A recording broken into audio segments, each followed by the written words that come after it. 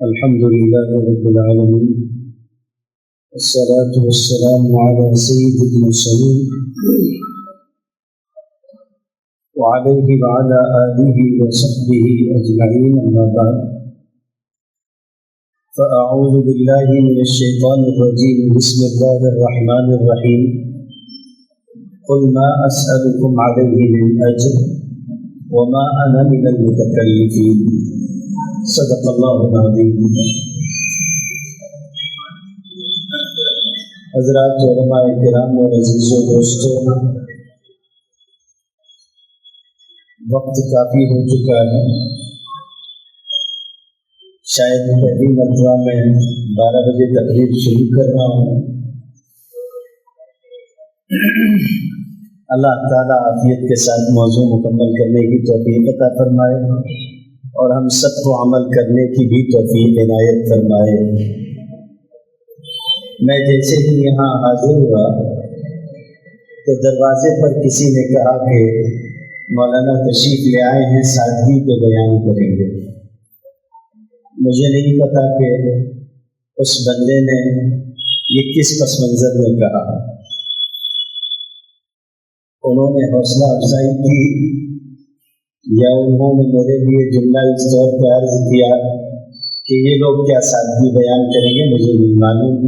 میں ایک مسلمان کے ساتھ حسن ظن رکھتا ہوں. اللہ تعالیٰ ان کے کہنے میں برکت عطا فرمائے. میرے بھائی، سب سے بنیادی مسئلہ یہی ہے کہ ہم لوگ شے کی حقیقت کو سمجھتے نہیں اور اپنے ذہن میں ایک پیمانہ جو بنا لیتے ہیں اسی کے موافق ہر چیز کو سوچتے اور سمجھتے ہیں اور اسی کی نظر سے باقی چیزوں کو دیکھنے کی کوشش کرتے ہیں، جبکہ ہونا یہ چاہیے کہ ہم کسی بھی شے کو اس کی حقیقت کے اعتبار سے دیکھیں اور اس کا حکم شریعت کے موافق تلاش کریں. اپنی ذات سے کسی چیز پر کوئی حکم لگانے کی کوئی ضرورت نہیں ہوگی.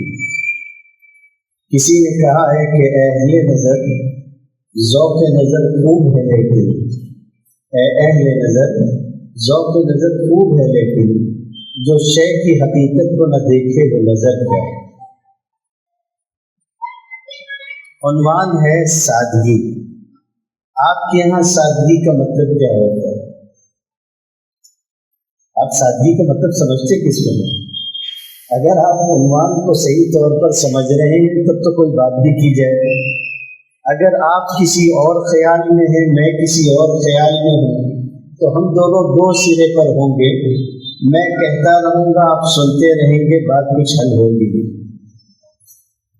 سادگی کو اگر آپ صاف طور پر سمجھنا چاہیں تو وہ ہے عدم تکلف.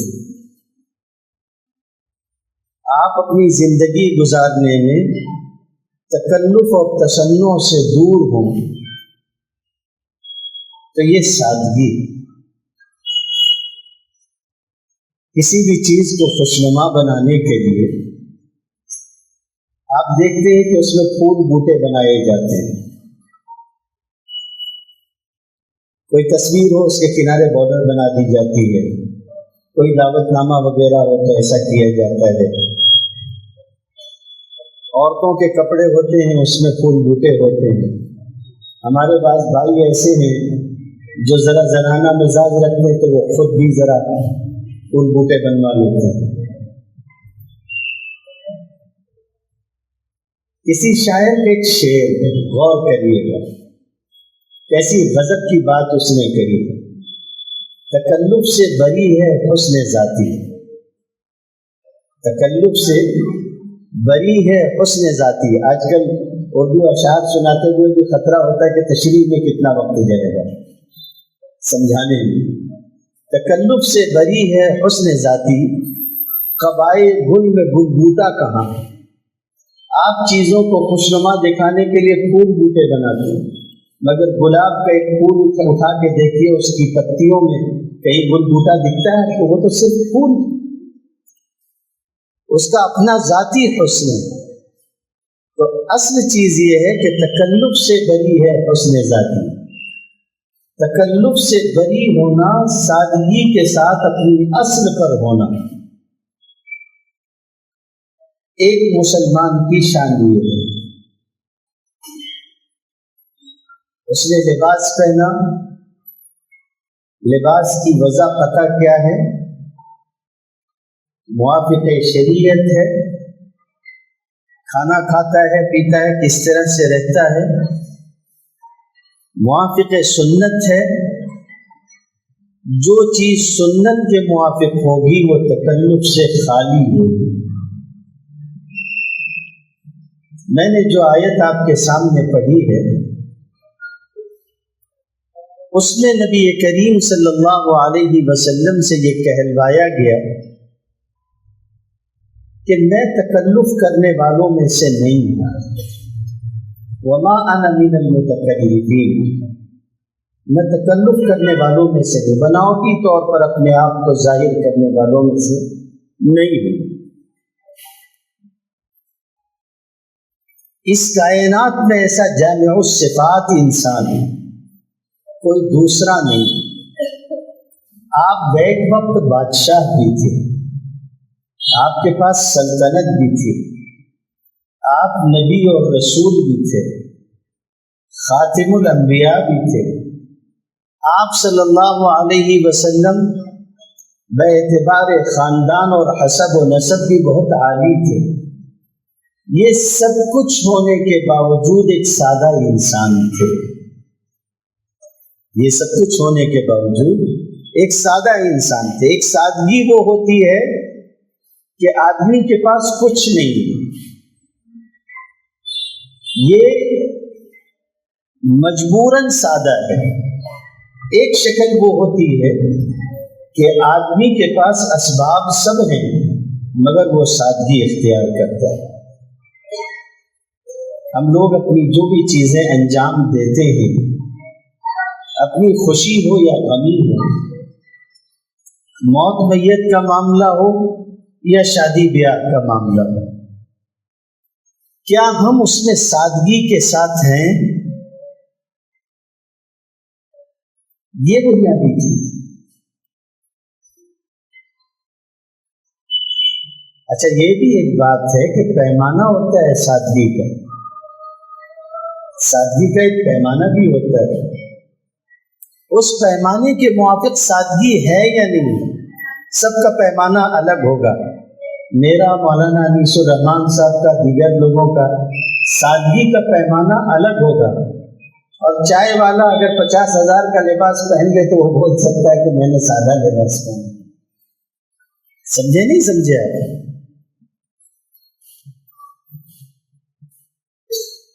میرے والد صاحب رحمۃ اللہ علیہ کبھی کبھی یہ فرمایا کرتے تھے کہ مومن کے بارے میں چھوٹتے ہی گرم نہیں ہو جانا چاہیے۔ بس اوقات ایسا ہوتا ہے کہ کچھ لوگ مالداروں کو، عمراء کو بھی دیکھتے ہیں تو ان پر بھی قطرے کستے ہیں، اچھی بات نہیں۔ لوگوں کے ساتھ اچھا سلوک ہونا چاہیے، ان کی اصلاح بھی ہونی چاہیے، متوجہ بھی کرنا چاہیے، لیکن اگر کوئی سادگی اختیار کر رہا ہے تو اس کی سادگی کا خیال بھی کرو۔ گزشتہ چند سالوں پہلے مولانا طارق جمیل صاحب ایک مالدار کی شادی میں گئے تھے، آپ لوگوں کو یاد ہوگا، بہت بڑی شادی تھی، لامحالہ ان کے اوپر بہت اعتراضات ہوئے۔ بعد میں مولانا کا مزاج عموماً صفائی دینے کا نہیں ہے، آپ کو جو بولنا ہے بولتے رہیے، وہ پلٹ کر کسی کو جواب عموماً جلدی نہیں دیتے۔ میں نے 2 مرتبہ ان کو پلٹ کے جواب دیتے ہوئے دیکھا ہے۔ ایک مرتبہ انہوں نے وہ جواب دیا تھا شادی والا، اور ایک جواب انہوں نے ابھی دیا ہے مرزا محمد علی انجینئر صاحب کو،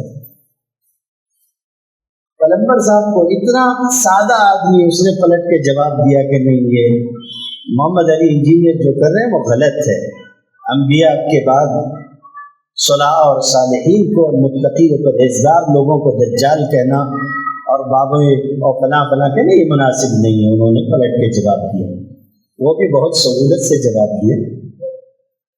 تو جب وہ گئے تو لوگوں نے اعتراض کیا، تو مولانا نے اس کا جواب دیا کہ جن کے یہاں ہم گئے تھے وہ شادی کر سکتے تھے اربوں روپے کی، ہمارے جانے کی وجہ سے انہوں نے شادی کی کروڑوں میں، بات سمجھے نہیں سمجھے؟ ہمارے جانے کی وجہ سے انہوں نے بہت کمی کی، تو امید ہے کہ آگے اور کمی آئے گی۔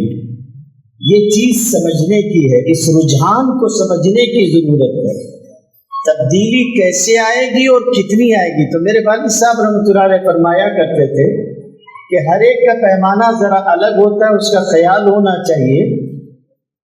ایک اونٹ کی دوستی گیدڑ سے ہو گئی، جانتے ہو نہیں جانتے؟ گیدڑ سے ہو گئی۔ گیدڑ کا قد بہت چھوٹا ہوتا ہے کتے کی طرح، اونٹ کا قد بہت اونچا ہوتا ہے۔ دونوں میں دوستی ہو گئی۔ دوستی ہونے کے بعد میں ایک دن ساتھ میں جا رہے تھے، دریا کے قریب سے گزر ہوا، تو اونٹ نے کہا کہ بھئی دیکھو ہماری تمہاری دوستی ہے، اس لیے تقاضا یہ ہے کہ میں خطرہ مول لوں، تم رکو میں دریا میں جاتا ہوں، پانی اگر کم ہوگا تو تم کو بھی بلا دوں گا۔ گیدڑ نے کہا بہت اچھی بات ہے، کنارے پہ کھڑا ہوا دیکھ رہا تھا۔ اونٹ اندر اترا، اترنے کے بعد اس نے گردن موڑ کے ادھر ادھر دیکھا، اس کے بعد گیدڑ سے کہا آ جاؤ، کوئی خاص بات نہیں، پانی خالی ران تک آ رہا ہے۔ گیدڑ نے کہا جتنا پانی تیری ران تک ہے اس میں میری 7 نسل ڈوب جائے۔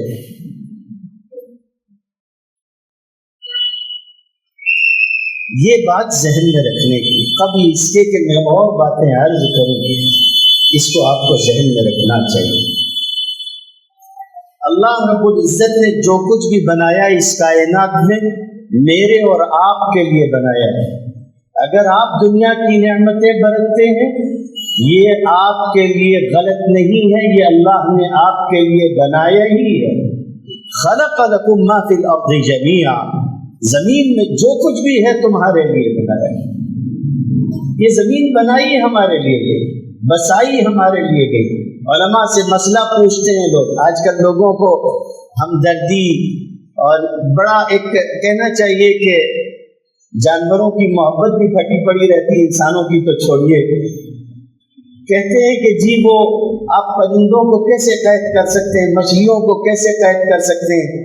کیا مچھلیوں کو اپنے گھر میں ٹینک میں رکھنا جائز ہے؟ جانوروں کو، چڑیوں کو ان کی آزادی سلب کر کے رکھنا جائز ہے؟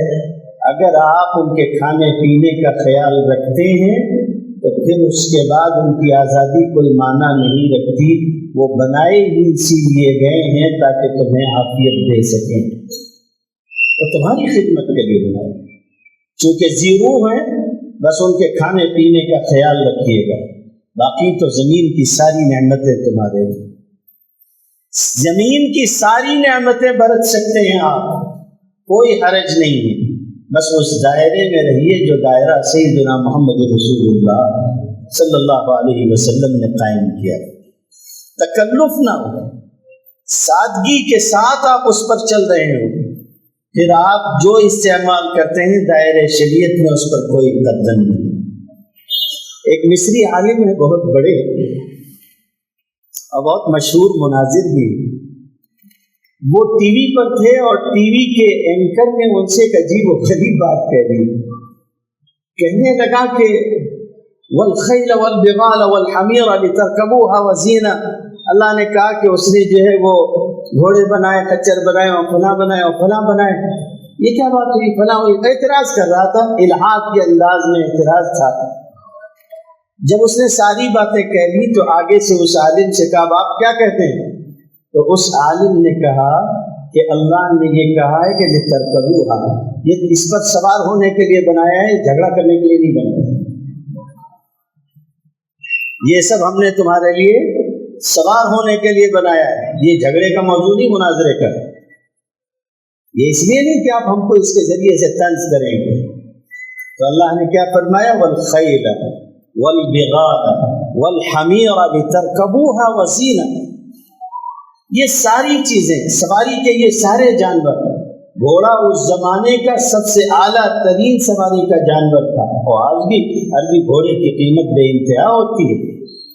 اللہ نے فرمایا یہ سب تمہاری سواری کے لیے۔ یہ نہیں کہا کہ خچر پہ بیٹھنا سادگی اس میں ہے، گدھے پہ بیٹھنا سادگی اس میں ہے، اور خبردار گھوڑے پہ سوار مت ہونا، عربی گھوڑے پہ سوار مت ہونا۔ فرمایا یہ سب تمہارے لیے، یہ سب تمہارے لیے۔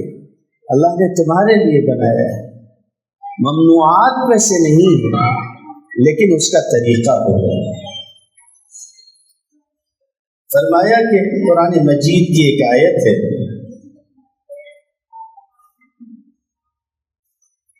جعل لكم الارض ذلولا فامشوا في مناكبها هو الذي جعل لكم الارض، زمین کو آپ کے لیے مسخر کیا، مسطح کیا، ہموار کیا تاکہ آپ اس میں چلے پھریں۔ پوری زمین آپ کے لیے، رزق تلاش کریں اللہ کا۔ البتہ آپ چلیں گے، کیسے چلیں گے؟ اللہ کی مرضی کے موافق۔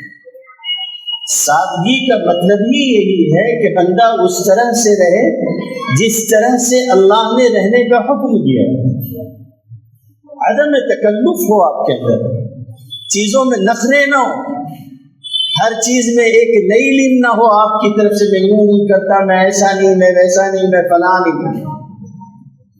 وعباد الرحمن الذین یمشون علی الارض ہونا، اللہ کے جو بندے ہیں مخصوص بندوں کا تعارف کراتے ہوئے فرمایا زمین پر اس طرح سے رہتے ہیں، اس طرح سے چلتے ہیں، ان کی چال ڈھال میں بھی، ان کے رہنے سہنے میں بھی ساری چیزوں میں اطاعت جھلکتی ہے۔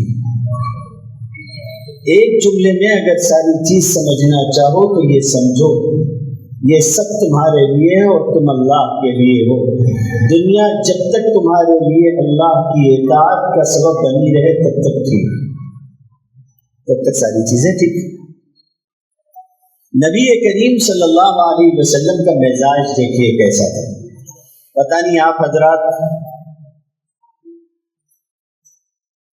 کس قدر اس پر عمل کرتے ہیں نہیں کرتے ہیں۔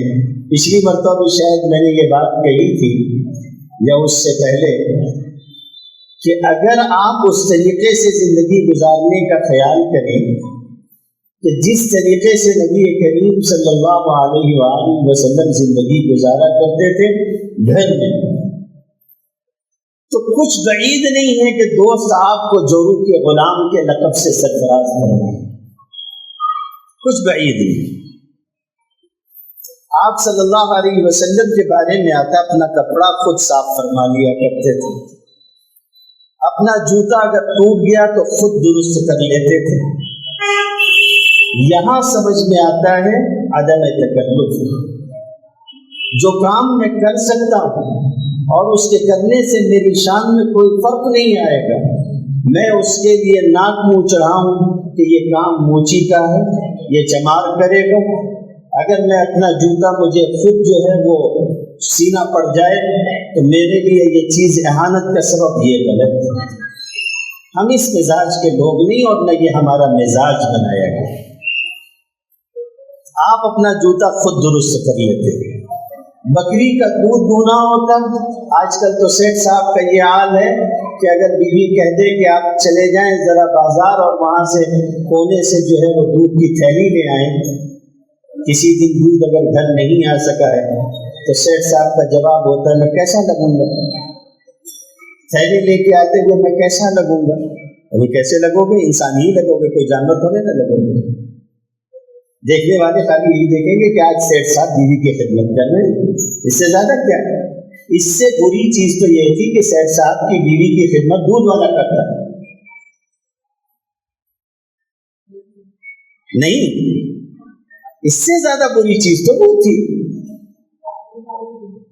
نبی کریم صلی اللہ علیہ وسلم باوجود اس کے کہ آپ اتنے بڑے ہیں، کائنات میں ایسا اونچا مقام ہے آپ کا، اس کے باوجود نبی کریم صلی اللہ علیہ وسلم کی کیفیت یہ ہے۔ شاید بات زیادہ اور واضح اس سے ہو سکے جو میں اب آپ کو بتاؤں گا۔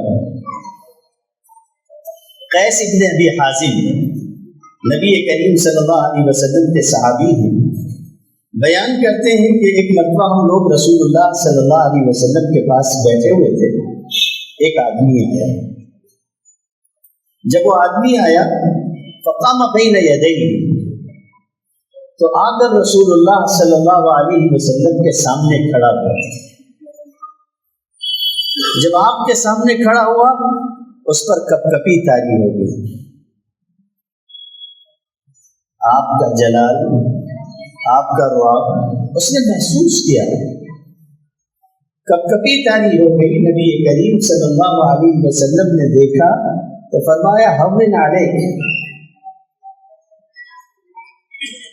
ان کو یہ کہا کہ یہ جو کیفیت اپنے اوپر ہے، اس کیفیت کو اپنے سے ہٹائیں، اطمینان رکھیں، پرسکون ہو جاؤ۔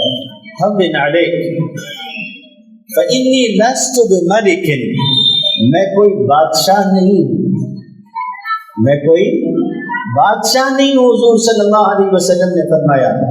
آگے ایک ایسا جملہ ارشاد فرمایا، آپ نے فرمایا کہ انما، میں تو حضور صلی اللہ علیہ وسلم اپنی ذات کی طرف ایک ایسی بات ارشاد فرما رہے ہیں، ذرا غور فرمائیے گا۔ آپ نے فرمایا انما انا ابن امرأۃ من قریش تاکل القدید، میں ایک ایسی قریشی عورت کا بیٹا ہوں جو سوکھا ہوا گوشت کھایا کرتی تھی، تم کو مجھ سے گھبرانے کی کوئی ضرورت نہیں۔ سادگی کے ساتھ، میں کوئی بادشاہ نہیں، یہ کوئی دنیا کا دربار نہیں ہے میرے بھائی، حوصلہ رکھو۔ ایک مرتبہ نبی کریم صلی اللہ علیہ وسلم تشریف فرما تھے، تو کسی نے آپ صلی اللہ علیہ وسلم کے لیے 2-3 لقب ایک ساتھ کہہ دیے، اور وہ بھی کوئی غلط نہیں تھے، یہ ایسے الفاظ سے جو نبی کریم صلی اللہ علیہ وسلم نے ایک مرتبہ اظہار حقیقت کے لیے خود بھی ارشاد فرمائے کہ انا سید ولد آدم، سید کا لفظ تھا، انہوں نے سید کہا، سید کا بیٹا کہا، اپنے میں کا بہتر انسان کہا۔ جب یہ والی بات انہوں نے کہی، یہ عربوں کا طریقہ ہے، کسی کا تعارف کراتے ہیں تو کہتے ہیں۔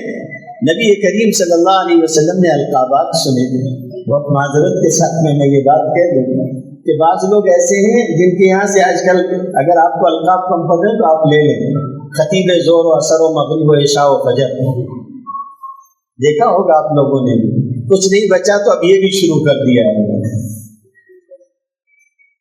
تو القابات کی ایک لائن ہوتی ہے آگے پیچھے، یہ سادگی کے خلاف۔ ہم کیا ہیں؟ ایک انسان ہے، اس سے زیادہ اور کیا؟ کہنے والے نے کہا تو حضور صلی اللہ علیہ وسلم نے سنا، منع فرمایا۔ آپ نے فرمایا انا محمد ابن عبداللہ، میں اللہ کا رسول ہوں۔ آگے جملہ ارشاد فرمایا وہ رسول ہوں، فرمایا کہ میں اللہ کا بندہ اور اس کا رسول ہوں، اور محمد ابن عبداللہ ہوں، بس اس سے زیادہ اور کچھ نہیں۔ مجھے اس مقام سے اوپر مت اٹھاؤ جس مقام پر اللہ نے مجھ کو رکھا ہے۔ آپ نے فرمایا وما واللہ ما احب ان ترفعونی فوق منزلتی التي انزلنی اللہ، جس مقام پر اللہ نے مجھ کو رکھا ہے اس مقام سے اونچا مت اٹھاؤ۔ سادگی، حالانکہ کون سا لقب ایسا ہے جو اس کائنات میں اس کسی انسان کے لیے فخر و مباحت کا کہا جائے، اور وہ رسول اللہ صلی اللہ علیہ وسلم کے لیے روانہ ہے۔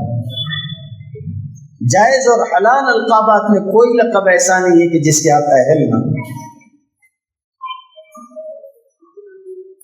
حضور صلی اللہ علیہ وسلم نے ایک موقع پہ حضرت عائشہ سے کہا کہ عائشہ، مجھے کہا گیا کہ اگر میں چاہوں تو پہاڑ میرے ساتھ سونا بنا کے چلا دیے جائیں۔ مجھ سے یہ بات کہی گئی، اوشیت الاسار مئی جیوان، اگر میں چاہوں تو میرے ساتھ پہاڑ چلیں اور سونے کے بنا دیے جائیں۔ جاءنی ملک، ایک فرشتہ میرے پاس آیا اور اس نے آ کے مجھ سے یہ کہا کہ آپ کا رب آپ کو سلام کہتا ہے، اور مجھ سے یہ بات کہی گئی کہ محمد صلی اللہ علیہ وسلم آپ چاہیں ان شئت نبیا عبدا، آپ چاہیں تو آپ کو عابد و زاہد نبی بنا دیا جائے، اور اگر آپ چاہیں وہ ان شئت نبیا ملکا، اور اگر آپ چاہیں تو آپ کو بادشاہ نبی بنایا جائے۔ حضور صلی اللہ علیہ وسلم فرماتے ہیں کہ جبرائیل امین اس فرشتے کے ساتھ تھے، میں نے جبرائیل امین کو دیکھا تو آپ اشارے سے فرما رہے تھے کہ اپنے آپ کو پست رکھیے، اپنے آپ کو پست رکھیے۔ تو میں نے اس موقع پہ کہا کہ فقلت نبیا عبدا، میں بادشاہت نہیں چاہتا، میں چاہتا کہ مجھے عابد و زاہد نبی کے زمرے میں رکھا جائے، سادگی کے ساتھ جینا پسند کرتا ہوں۔ آپ کی دعاؤں میں ہے احینی مسکینا وامیتنی مسکینا واحشرنی فی زمرۃ المساکین، مجھے مساکین میں رکھیے گا، مساکین میں اٹھائیے گا، اور اللہ تعالیٰ قیامت کے دن مسکینوں کے ساتھ میرا حشر و نشر فرمائیے گا۔ حضرت عائشہ رضی اللہ تعالی عنہا سے پوچھا گیا، لوگوں نے پوچھا کہ حضور صلی اللہ علیہ وسلم گھر میں کیسے رہتے تھے؟ تو حضرت عائشہ رضی اللہ تعالیٰ عنہ نے ایک جملہ ارشاد فرمایا کہ گھر کے کاموں میں گھر والوں کی خدمت کرتے تھے، گھر کے کاموں میں گھر والوں کی خدمت کرتے تھے، سادگی کی انتہا ہے۔ مولانا کے بارے میں مجھ کو نہیں معلوم، میرے بارے میں مجھ کو معلوم ہے کہ کبھی کبھی یہ جملہ بھی نکل آتا ہے جھنجھلا کے، گھر پہنچنے کے بعد کہا جائے کہ فلاں چیز فلاں چیز، تو کبھی کبھی کہتے ہیں کہ میں پہلے اتنی الجھنوں میں رہتا ہوں اور اس کے بعد گھر آؤں تو 2 وقت جو ہے آرام سے بیٹھنے نہیں ملتا کہ آپ کوئی نہ کوئی بات کہہ دیتے ہو۔ انسان ہے، کبھی کبھی یوں بھی جملے ہوتے ہیں، سلام ہو سیدنا محمد رسول اللہ صلی اللہ علیہ وسلم پر، آپ سے زیادہ مشغول اور مصروف کون ہے؟ آپ کے اوپر امت کا بوجھ، اور امت بھی دونوں طرح کی، ماننے والے بھی جنہوں نے اسلام قبول کر لیا، وہ بھی جنہوں نے اسلام نہیں قبول کیا، جن تک دعوت پہنچانی ہے، سب کی طرف توجہ کرنا، نظام دیکھنا، جبرائیل سے ملاقات کرنا، وحی کا بوجھ سہارنا، ان سب کے باوجود بیوی بیان کرتی ہے کہ گھر والوں کے کاموں میں گھر والوں کی خدمت کرو۔ کہیں یہ نہیں تھا کہ لوگوں ذرا تو خیال کرو کہ میں اللہ کا آخری نبی ہوں، گھر میں کسی عام انسان کی طرح خدمت کرنے والا، کوئی تکلف نہیں، کسی قسم کا کوئی تکلف نہیں۔ حضرت عدی ابن حاتم طائی کے بیٹے ہیں، ایسے سخی باپ کے بیٹے، گھر میں مال و دولت دیکھنے والے، لوگوں سے بھانت بھانت کے لوگوں سے تعلق رکھنے والے۔ حدیث کی کتاب میں آتا ہے کہ آئے اور یرید معرفت حقیقت النبی صلی اللہ علیہ وسلم دعوتی، جاننا چاہتے تھے کہ آپ کی نبوت اور آپ صلی اللہ علیہ وسلم کی دعوت کی حقیقت کیا ہے، تو امتحان کی غرض سے پہلے حاضر ہوئے تھے۔ جب آئے دعاہ صلی اللہ علیہ وسلم الی بیتہ، حضور نے ان کو اپنے گھر بلایا، گھر تشریف لے گئے، گھر میں کسی خادمہ نے ایک تکیہ دے دیا، آپ صلی اللہ علیہ وسلم نے تکیہ نہیں لگایا، اپنے اور ان کے درمیان میں تکیہ رکھ لیا اور ان کی طرف مخاطب ہوئے، وجعل الوسادۃ بینی و بینہ، ان کے اور اپنے درمیان میں جو ہے وہ کہتے ہیں کہ حضور نے تکیہ رکھ لیا، اور وجلس علی الارض، زمین پہ تشریف فرما ہو گئے اور اسی طریقے سے بیٹھ کے بات کرنے لگے۔ اس پر عدی ابن حاتم نے جملہ کہا ہے، کہنے لگے فعرفت انہ لیس بملک، میں سمجھ گیا کہ یہ آدمی بادشاہ نہیں، یہ واقعی نبی ہے، یہ واقعی نبی ہے۔ اس قدر اونچے مقام پر ہونے کے بعد اس کا یہ عالم ہے کہ اس سادگی کے ساتھ بغیر کسی تکلف کے زمین پر بیٹھ گیا اور میرے ساتھ گفتگو کرتا ہے۔ نبی کریم صلی اللہ علیہ وسلم کے بارے میں نقل کیا گیا کہ لم یکن لہ بواب، آپ کے دروازے پہ دربان نہیں ہوتا تھا۔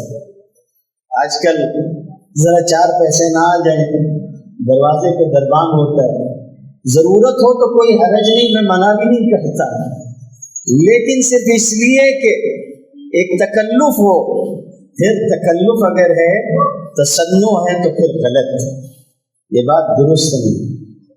میں اپنے آپ کو مزکی قرار نہیں دیتا اور نہ اپنا تزکیہ آپ کے سامنے جو ہے وہ پیش کرنا چاہتا ہوں، نہ کسی اور کا تزکیہ یہاں پیش کرنا چاہتا ہوں، لیکن اپنی ایک عادت عرض کرنا چاہتا ہوں ان چیزوں کو میں نے محسوس کیا. عموماً ایسا ہوتا ہے کہ مدرسے والے دعوت دیتے ہیں. یہاں بہت سارے مکاتب مدرسے والے ہوں گے جن کے یہاں میں آیا گیا ہوں. مولانا آپ کو تشریف فرما ہے. کبھی ایسا نہیں ہوا کہ میں نے کسی کو کہا ہو کہ آپ میرے یہاں آ کے تعریف لیجیے. مجھے ہمیشہ اس کا خیال ہوتا ہے کہ آنے والا آئے گا، خرچ کرے گا، پھر اتنی ہی بات کرے گا جتنی فون پہ بات کرے گا. کہ فلاں دن ہمارے یہاں جلسہ آپ آؤ گے، سامنے سے ہم کہیں گے ہم آئیں گے، پھر وہ واپس چلا جائے گا. اس لیے ہم لوگوں سے کہتے ہیں کہ آپ فون کر دیے، بہت ہوا.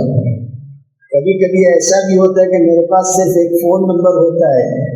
ملک کے کسی کونے میں جانے کے وقت صرف ایک فون نمبر ہوتا ہے کہ انہوں نے دعوت دے کے بلایا ہے اور وہاں جانا ہے. نہ میزبان کو پہچانتے نہ اور کچھ. تکلفات سے کیا کریں گے؟ سادگی ہونی چاہیے. نبی کریم صلی اللہ علیہ وسلم نے یہ سکھایا کہ جو چیزیں آپ کم خرچ کے ساتھ کر سکتے ہیں، سادگی کے ساتھ کر سکتے ہیں، کر لیں سادگی کے ساتھ. اسی لیے فرمایا کہ بہترین نکاح کون سا ہے؟ جو کم خرچ، سب سے زیادہ برکت والا وہ. تو نبی کریم صلی اللہ علیہ وسلم نے یہ بات سکھائی. مزاج تھا. سادگی کتنی آپ محسوس کریں. لوگ جاتے ہیں درباروں میں سفارش پیش کرتے ہیں، فلاں کرتے ہیں، فلاں کرتے ہیں. یہاں اس دربار میں سادگی یہ تھی کہ نبی کریم صلی اللہ علیہ وآلہ وسلم نے اپنے صحابہ سے کہا اشفع. لوگ آتے ہیں میرے پاس اپنا کام لے کے، تم سفارش کر دیا کرو، تمہیں اجر مل جائے گا. باقی اس شخص کا مسئلہ حل ہوگا نہیں ہوگا، اس کی طلب کی ہوئی چیز اس کو ملے گی نہیں ملے گی، یہ تو اس پر منحصر ہے کہ اللہ میری زبان پہ کیا جاری کرے گا. مگر تم اپنا اجر مت چھوڑا کرو، تم سفارش کر دیا کرو، تم سفارش کر دیا. سادگی کا عالم یہ ہے کہ اب ہر ایک کے لیے دستیاب رہتے تھے. یہ بھی ایک چیز ہے سادگی کی، آپ ہر ایک کے لیے دستیاب ہیں. ایک کالی کلوٹی عورت مسجد میں جھاڑو دیا کرتی تھی، بیمار ہوئی، وفات پا گئی. لوگوں نے اس کو دفن کر دیا. آپ صلی اللہ علیہ وسلم نے فرمایا تم لوگوں نے مجھ کو بتایا کیوں نہیں؟ تم لوگوں نے مجھ کو بتایا کیوں نہیں؟ آج کل تو لوگ جنازے میں بھی دیکھ کے جاتے ہیں کہ سیٹ صاحب کا ہے کہ غریب کا ہے. ذرا نچلے درجے کا کوئی بندہ ہو تو حضرت کی طبیعت اچھی نہیں ہے، فی الحال ذرا بھی 19-20 چل رہی ہے، میں نہیں جا سکوں گا. یہ نہیں. آپ نے پوچھا تم نے بتایا کیوں نہیں؟ پھر اس کے بعد فرمایا دلونی اعلیٰ قبری، اس کی قبر بتاؤ گا. اس کی قبر پر دفن ہونے کے بعد تشریف لے گئے تھے. آپ کیا سمجھ رہے تھے؟ سادگی کا مطلب صرف یہ ہوتا ہے پیون والا کپڑا پہننا. اسی لیے میں نے کہا تھا کہ آپ سادگی سمجھتے کس کو ہیں؟ سادگی کس کو سمجھتے؟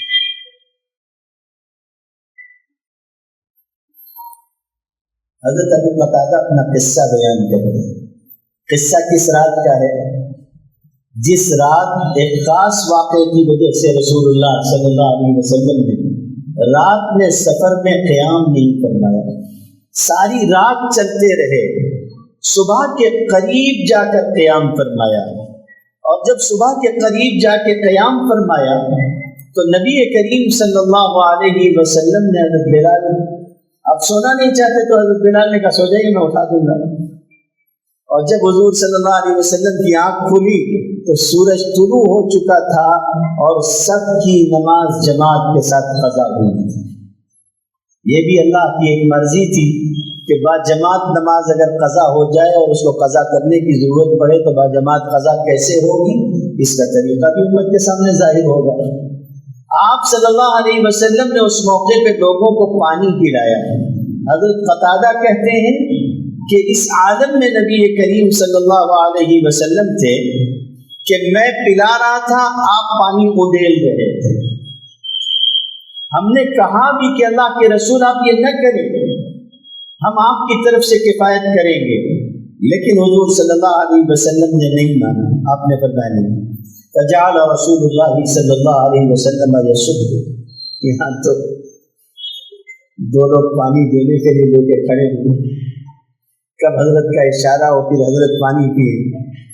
وہاں کائنات کا سردار خود پانی اڈیل رہا ہے اپنے صحابہ کے لیے, اپنے متعلقین کے لیے, اپنے مریدین کے لیے. آپ صلی اللہ علیہ وسلم پانی اڈیل رہے ہیں. فجعل النبی صلی اللہ علیہ وسلم یصب ابو قتادہ. ابو قتادہ پلا رہے ہیں, حضور صلی اللہ علیہ وسلم اڈیل رہے ہیں. اور اس کے بعد حضرت ابو قتادہ کہتے ہیں, واقعے کا سب سے پرلطف اور شاندار پہلو اب ہے, وہ جو شروع میں آپ نے سنا وہ تو تھا ہی. حضرت قتادہ کہتے ہیں کہ حتی ما بقی غیری وغیر رسول اللہ صلی اللہ علیہ وسلم, یہاں تک کہ سب نے پی لیا بچے میں اور اللہ کے رسول صلی اللہ علیہ وسلم. میں بچا, اللہ کے رسول بچے. اب ہم دونوں ہی باقی تھے. حضور صلی اللہ علیہ وسلم نے اس موقع پر ثم صب رسول اللہ صلی اللہ علیہ وسلم, آپ نے پھر پانی نکالا. فقال علی اشرب, مجھ سے کہا پیو. تو حضرت قتادہ کہنے لگے کہ میں نے کہا لا اشرب حتی تشرب رسول یا رسول اللہ, اللہ کے رسول میں اس وقت تک نہیں پیوں گا جب تک آپ نہیں پیئیں گے. تو آپ صلی اللہ علیہ وسلم نے فرمایا ان الساقی القوم آخرهم شربا, قوم کا پلانے والا سب سے آخر میں پیتا ہے قتادہ. ابو قتادہ تم پہلے پی لو, اس لیے پہلے مجھ کو پلایا. جب میں نے بھی پی لیا اس کے بعد نبی کریم صلی اللہ علیہ وسلم نے پیا. حضرت انس ابن مالک ہیں, حضور صلی اللہ علیہ وسلم کے خادم ہیں, 10 سال خدمت کی ہے. راستے سے گزرتے تھے تو بچوں کو سلام کرتے تھے, بچوں کو سلام کرتے تھے. سادگی کی انتہا یہ ہے کہ بڑوں کی بات تو جانے دیجئے, چھوٹے چھوٹے بچوں کو سلام کرتے تھے. اور اس کی وجہ اور توجیہ جو وہ بیان کیا کرتے تھے وہ یہ تھی کہ کہتے تھے کان النبی صلی اللہ علیہ وسلم یفعلہ, حضور اس طرح سے کیا کرتے تھے کہ کوئی بچہ بھی سامنے آتا تو سلام میں آپ اس کے ساتھ پہل فرماتے تھے, اس کو سلام کرتے تھے. یہ کیفیت یہ اتنی آسانی سے نہیں پیدا ہوتی میرے بھائی. اگر آپ کو لگ رہا ہو نا کہ یہ اتنی آسان سی بات ہے جو میں آپ سے کہہ رہا ہوں, کل گلی میں چلتے ہوئے کسی بچے کو سلام کرنے کی کوشش کر کے دیکھیے گا. 10 حجاب پیدا ہوتے ہیں آدمی کو اور خیالات دماغ میں آتے ہیں. آہستہ آہستہ یہ چیز آتی ہے, یہ اتنی آسان چیز نہیں ہے. حضرت عمر رضی اللہ تعالیٰ عنہ بیان کرتے ہیں کہ نبی کریم صلی اللہ علیہ وسلم کے پاس وہ آئے. اس وقت کی بات ہے جب آپ کے پیر میں موچ آئی تھی, آپ نے ہیلا فرمایا تھا اور آپ بالا خانے پہ تشریف فرما تھے. بخاری شریف میں آتا ہے نبی کریم صلی اللہ علیہ وسلم اس موقع پر ایک کھجور کی چٹائی پہ لیٹے ہوئے تھے, اور جب حضرت عمر کو اجازت ہوئی تو آپ اٹھ کر بیٹھ گئے. اب جب آپ اٹھ کر بیٹھے تو آپ کے پہلو پر کھجور کی چٹائی کا وہ اثر تھا.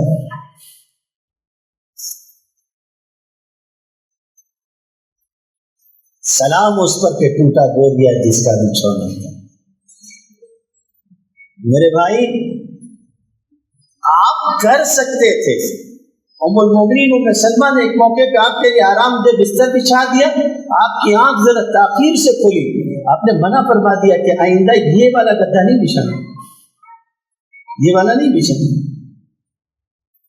جب کوئی چیز آپ کے لیے اللہ کی اطاعت میں حاجز ہونے لگے تو پھر وہ چیز غلط ہو گئی. آپ اٹھے, آپ کے پہلو پر کھجور کی چٹائی کا وہ اثر تھا. اس پر حضرت عمر نے دیکھا تو کہا کہ اللہ کے رسول, رونے لگے تو حضور نے فرمایا مائی اٹھی کر, کون سی چیز رلا رہی ہے تم کو؟ کہنے لگے اللہ کے رسول کیسر و کسرا کو اتنا سب کچھ ملا ہوا سب کچھ ہے, اور آپ تو اللہ کے رسول ہیں, وانت رسول اللہ. حضور صلی اللہ علیہ وسلم نے فرمایا عمر کیا تم اس پہ راضی نہیں ہو؟ آپ ذہن کدھر لے جا رہے ہیں؟ فوراً اپنے صحابی کا ذہن موڑا اور فرمایا کہ عمر کیا آپ یہ نہیں چاہتے اما ترضى ان تكون لهم الدنيا ولنا الاخرہ, یہ ساری چیزیں ان کے لیے دنیا میں ہوں, ہمارے لیے آخرت میں. ایسا نہیں ہے کہ آپ نے اچھا پہنا نہیں ہے. میں یہ جملہ آپ کے سامنے علمی عرض کر دوں, اور ذہن میں رکھیے گا کہ حضور صلی اللہ علیہ وسلم کا فقر اور آپ کا زہد اختیاری تھا، اضطراری نہیں تھا، اختیاری تھا۔ آپ چاہتے آپ کے لیے ساری چیزیں ہو سکتی، آپ نے لباس پہنا، آپ نے سواری استعمال فرمائی، لیکن عام مزاج نبی کریم صلی اللہ علیہ وسلم کا سادگی کا تھا۔ حضور صلی اللہ علیہ وسلم نے ایک موقع پہ فرمایا، آپ لوگوں کو بھی دعوت ملتی ہوگی، دعوت میں جاتے نہیں جاتے؟ مطلب کی حدیثیں ہم لوگوں کو معلوم ہوتی ہے، دعوت قبول کرنا چاہیے، حضور کی سنت ہے، دعوت رد نہیں کرنا چاہیے، تو دعوت قبول کرتے ہیں۔ بخاری شریف میں آتا ہے ایک درزی نے حضور کی دعوت کی تھی، آپ صلی اللہ علیہ وسلم اس کے یہاں گئے، درزی نے کھانا لا کے حضور صلی اللہ علیہ وسلم کے سامنے رکھ دیا، یہ کل کھانا ہے، اتنا ہے، آپ کے سامنے رکھ دیا اور اپنے کام میں مشغول ہو گیا۔ آپ نے کوئی ناک بھو نہیں چڑھائی کہ اس دعوت دینے والے نے دعوت دی اور اپنے کام میں لگ گیا۔ کوئی ٹیلر صاحب رمضان میں اگر آپ کو بلائیں اور اس کے بعد کہیں کہ حضرت دیکھیے آپ سے زیادہ مشغول رمضان میں میں رہتا ہوں، تو آپ کی دعوت ہے، یہ کھانا آپ کھا لیجئے، میں اپنا کام کر رہا ہوں، تو عزت آبرو سے کھانا کھائیے، مکمل سادگی کے ساتھ۔ آپ صلی اللہ علیہ وسلم نے کھانا کھایا، کوئی بات نہیں ارشاد فرمایا، اطمینان سے کھانا کھایا۔ امام بخاری نے تو اس کو باپ بھی باندھا ہے اس طرح کا۔ آپ صلی اللہ علیہ وسلم فرمایا کرتے تھے، اگر کوئی مجھ کو ایک کھر کی یا ایک پائے کی بھی دعوت دے گا تو بھی میں اس کی دعوت قبول کروں گا، یا کوئی اگر اتنی چیز بھی مجھ کو ہدیے میں دے گا تو اس کا ہدیہ بھی قبول کروں گا۔ ایسا نہیں ہے کہ کوئی بہت بڑا ہدیہ آئے تو ہی آپ قبول فرما لیں، سادگی کی انتہا ہے کہ جس نے جو دیا وہ قبول کیا گیا۔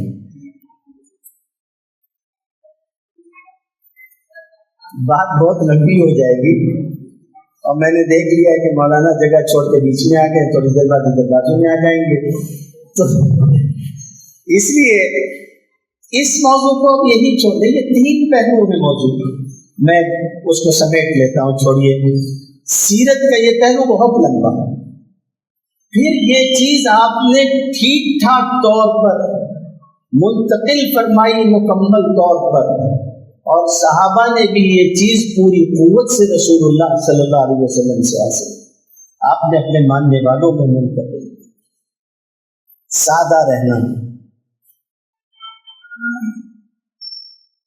نکتہ وروں نے ہم کو یہ سجایا، خاص بنو اور عام بنو،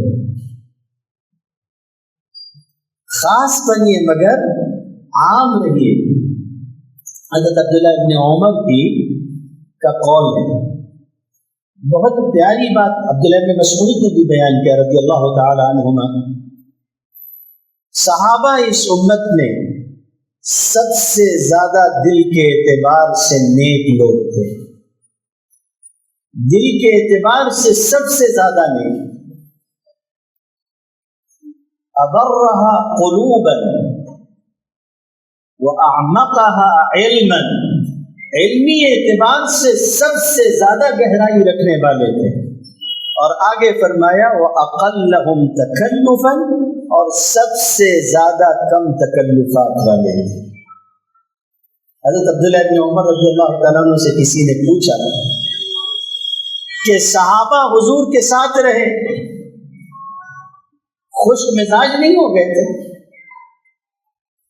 نبوت کے ساتھ رہنا، نبی کی خدمت میں رہنا ہر گھڑی، تو کیا ان کے اندر مزاج میں خشکی نہیں آ گئی تھی؟ بعض لوگوں میں عہدے کی خشکی آ جاتی ہے۔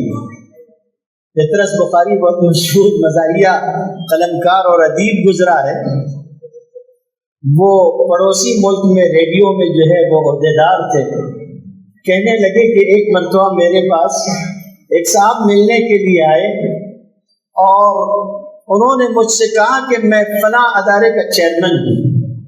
تو پطرس کچھ لکھ رہے تھے، انہوں نے کہا ٹھیک ہے کرسی لے لیجیے، بیٹھ جائیے۔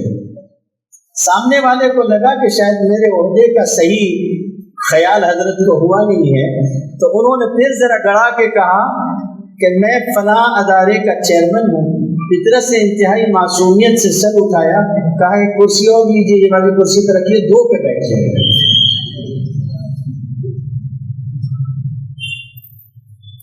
آدمی کے دماغ میں عہدے کا، علم کا، بہت ساری چیزوں کا خناس اور اس کی خشکی پیدا ہوتی ہے۔ عبداللہ ابن عمر سے پوچھنے والے نے بہت گہری بات پوچھا صحابہ کے بارے میں کہ حضور کے ساتھ رہتے ہوئے کیا مزاج میں خشکی ہے؟ جب حضور صلی اللہ علیہ وسلم کے مزاج میں نہیں تھی تو آپ کے صحابہ میں کیا تھی؟ تو حضرت عبداللہ ابن عمر نے 2 جملے ارشاد فرمائے ان کے لیے، دونوں حقیقتیں واضح کی، سمجھنے کی ضرورت ہے۔ فرمانے لگے، پوچھنے والے نے پوچھا کہ کیا صحابہ ہنستے بھی تھے؟ تو حضرت عبداللہ ابن عمر نے کہا ہاں ہنستے بھی تھے، لیکن آگے کہا البتہ یہ بات تھی کہ الایمان فی قلوبہم مثل الجبال، اور ایمان ان کے دل میں پہاڑ کی طرح جمع ہوا تھا۔ سادہ مزاج تھے، تکلف نہیں تھا، مگر دین کے معاملے میں نہ کوئی مداہنت تھی، نہ کسی قسم کا کوئی ہیچ پیچ تھی۔ بکر بن عبداللہ بیان کرتے ہیں، کان اصحاب رسول اللہ صلی اللہ علیہ وسلم یتمازعون، بعض لوگ ہوتے ہیں جن کے یہاں تکلف کی یہ مارا ماری ہوتی ہے کہ آپ ان کے پاس بیٹھیں تو آپ 1 گھنٹہ بھی اگر بیٹھے رہ جائیں گے، جب تک آپ ان سے کچھ نہیں بولیں گے سامنے والا بھی ناز میں رہے گا۔ انتہائی لیے دیے رہنے والے لوگ، وہ لوگ نہیں جو بزرگ ہوتے ہیں کہ ان کے یہاں خاموشی کی عبادت ہوتی ہے، سادہ مزاج ہوتے ہیں جہاں آپ نے کچھ بولا جتنا جواب ہوا اتنا دیا خاموش ہوتے، وہ نہیں کہہ رہے۔ گھر میں بھی رہیں گے تو انتہائی ریزرو رہنے والے۔ بکر بن عبداللہ نے کہا نہیں، اللہ کے رسول صلی اللہ علیہ وسلم کے صحابہ آپس میں مزاح فرماتے تھے، مذاق بھی کیا کرتے تھے۔ کیا لگتا ہے آپ کو کیسا مذاق ہوتا ہوگا؟ فرمانے لگے کہ تربوز کھانے کے بعد کبھی کبھی یہ بھی ہوتا تھا کہ ایک دوسرے کو تربوز کے چھلکے سے مارتے بھی تھے۔ کہا یہ تبادلون بالبطیخ، جیسے ہمارے یہاں ہوتا، ادھر دیکھ ذرا، آدمی نے ادھر دیکھا، کسی نے پیچھے سے ایک دے دیا۔ اس مزاج کے ساتھ کانوا یتبادلون بالبطیخ، سادگی ہے، عام انسانوں کی طرح رہتے ہیں، کوئی رکھ رکھاؤ نہیں ہے ایسا کہ ہم بہت اونچے لوگ ہیں اور اس کائنات میں چنے ہوئے لوگ ہیں۔ لیکن آگے بکر بن عبداللہ نے کہا فَإِذَا كَانَتِ الْحَقَائِقُ كَانُوا هُمُ الرِّجَالُ، لیکن جب دین کی آزمائش کا کوئی مرحلہ آتا تو ان سے بڑھ کے جمع مرد کوئی نہیں ہوتا۔ یہ صورتحال ہے۔ حضور صلی اللہ علیہ وسلم سے اس طرح سے سادگی کو لیا۔ حضرت ابو بکر صدیق رضی اللہ تعالیٰ عنہ کے بارے میں آج کل جو ہے وہ کچھ لوگ ہیں جو ریفرنس مین لوگوں کو علامہ سمجھتے ہیں۔ سمجھے نہیں سمجھے کیا کہنا ہے؟ آج کل کے لوگوں کو یہ جی ریفرنس دیتے ہیں، اس لیے جس نے بول دیا کہ بخاری کی حدیث نمبر 541 میں لکھا ہوا، بس سمجھ لیا اس سے بڑا علامہ کوئی نہیں ہے۔ آپ کو کیا معلوم کہ 541 نمبر کی حدیث میں بخاری میں کیا لکھا ہوا؟ سامنے سے آپ کو جو بول دے، تو جس نے بھی حوالہ دینا شروع کر دیا تقریر میں سمجھتے وہ علامہ، اور اس کے بعد صحابہ اکرام رضوان اللہ تعالی علیہ مجمعین کے بارے میں زبان کھولتے ہیں۔ میرے بھائیوں کبھی خیال کرو دین کا بھی، یہ کیسے لوگ تھے اور کس مزاج کے ساتھ چلنے والے لوگ تھے۔ حضرت ابو بکر صدیق رضی اللہ تعالیٰ عنہ کو خلیفہ بنایا گیا، لوگوں نے بیعت کی، صبح ہوئی، اصبح بادیاً الی السوق، بازار کو نکل گئے، خلیفہ ہیں، ایک چھوٹے سے علاقے کے گورنر نہیں ہے، یا ہمارے یہاں کی طرح جو ہے وہ پی ایم نہیں ہے کہ ایک ملک ہے اتنا چھوٹا سا، اس طرح کا مزاج نہیں تھا ان کا۔ وہ انتہائی درجے کی چنی ہوئی ایک ایسی نشست پر تھے جو سیدنا محمد رسول اللہ صلی اللہ علیہ وسلم کی جانشینی کی نشست ہے، غیر معمولی مقام پر۔ صبح خود اٹھ کے بازار چلے گئے، ان کا مزاج یہ تھا کہ محلے میں کچھ گھر ایسے تھے جس گھر میں گھر کے مرد اس لائق نہیں تھے اپنے ضعف اور بڑھاپے کی وجہ سے کہ وہ اپنے جانور کا دودھ دولیں، تو خلیفہ بننے سے پہلے یہ مزاج تھا کہ ان کے جانور کا دودھ خود دودھ دیا کرتے تھے۔ خلیفہ بنے اگلے دن ایک لڑکی یہ کہتی ہوئی پائی گئی، لکھنے والوں نے لکھا ہے، ابن سعد نے طبقات میں نقل کیا کہ قالت جاریۃ من الحی الان لا یحلب لنا، ایک لڑکی چھوٹی بچی کہہ رہی تھی کہ ابو بکر ہماری بکری کا دودھ دیا کرتے تھے، اب تو خلیفہ ہو گئے، اب کیا وہ دودھ دوئیں گے؟ حضرت ابو بکر صدیق رضی اللہ تعالیٰ عنہ کو پتہ چلا تو کہا کیوں نہیں ابو بکر اب بھی ان کا دودھ دوئے گا۔ چنانچہ اس کے باوجود تشریف لے جاتے کہ خلیفہ ہو گئے تھے، اور ان کے یہاں جاتے اور ان کے یہاں جا کے ان کا دودھ دوتے ان کی بکری کا، اور یہ جملہ ارشاد فرمایا، یہ بات ذہن میں رکھنے کی ہے، کیسا غضب کا جملہ ارشاد فرمایا، فرمانے لگے کہ میں یہ چاہتا ہوں کہ خلافت جو میرے اوپر رکھی گئی ہے وہ میرے پرانے مزاج میں اللہ کرے کہ کوئی تبدیلی نہ لائے، میں جیسا تھا ویسا ہی تھا۔ حضرت عمر بن خطاب رضی اللہ تعالیٰ عنہ شام تشریف لے گئے، حضرت ابو عبیدہ بن الجراح ساتھ میں ہیں، وہاں پر آگے ایک نہر آئی، فأتوا على مخاضة، حضرت عمر رضی اللہ تعالیٰ عنہ اپنی اونٹنی سے نیچے اترے، اپنے دونوں موزے اتارے، چمڑے کے موزے تھے، پانی میں بھیگ جائیں گے، خراب ہو جائیں گے، تو موزے اتار کے کاندھے پہ رکھ لیے، اونٹنی کی مہار پکڑی، معنی میں اسی طریقے سے جانے لگے۔ اب جب یہ والی بات حضرت ابو عبیدہ نے دیکھی تو انہوں نے یہ بات کہی کہ ما یسرنی ان اہل البلد، میں یہ چیز پسند نہیں کرتا ہوں کہ گاؤں کے لوگ استشرفو کا آپ کو اس عالم میں دیکھیں کہ امیر المومنین اپنا موزہ اپنے کاندھے پہ رکھے ہوئے اور اپنی اونٹنی کی مہار پکڑے ہوئے یوں پانی میں چلے جا رہے ہیں۔ بس جیسے ہی یہ جملہ حضرت عمر نے سنا تو کہا کہ ابو عبیدہ کاش کہ یہ جملہ تمہارے سوا کسی اور نے کہا ہوتا، اگر کسی اور نے کہا ہوتا، ہمارے کمانڈر نے اور ہماری فوج کے سپہ سالار نے نہ کہا ہوتا تو میں اس آدمی کو سزا دیتا اور اس کو امت کے لیے نشانی اور عبرت بنا دیتا کہ اس نے یہ جملہ کہا کیسے۔ اور اس کے آگے ایک جملہ ارشاد فرمایا کہ ابو عبیدہ انا کنا اذل قوم فاعزنا اللہ بالاسلام، ابو عبیدہ ہم لوگ ذلیل لوگ تھے، اللہ نے اسلام کے ذریعے ہم کو عزت دی، جب بھی ہم اسلام چھوڑ کر دوسرے راستوں سے عزت حاصل کرنا چاہیں گے اللہ ہم کو ذلیل کر دے۔ قیس ابن ابی حازم کہتے ہیں کہ جب حضرت عمر رضی اللہ تعالیٰ عنہ شام پہنچے تو وہاں کے علماء آئے، وہاں کے بڑے لوگ آئے، آگے حضرت عمر سے انہوں نے ملاقات کی، اور آنے کے بعد انہوں نے کہا کہ عربی گھوڑے پہ سوار ہو جائیے، اونٹ پر مت سوار ہوئیے، یہ لوگ اس کو پسند نہیں کرتے، اچھا خیال نہیں کرتے، تو شاندار انداز میں چلنا چاہیے، یہ سادگی اچھی نہیں ہے، آپ عربی گھوڑے پہ سوار ہوں اور چلیں۔ جیسے ہی یہ بات سنی تو اس پر حضرت عمر نے کہا کہ انکم ترون الامر من ها هنا، تم سمجھتے ہو کہ معاملہ ان کے ہاتھ میں ہے۔ اس کے بعد ہاتھ آسمان کی طرف اٹھایا اور کہا کہ ہم سمجھتے ہیں کہ معاملہ اس کے ہاتھ میں ہے، ان چیزوں سے عزت نہیں ملتی، عزت اللہ کے ہاتھ میں۔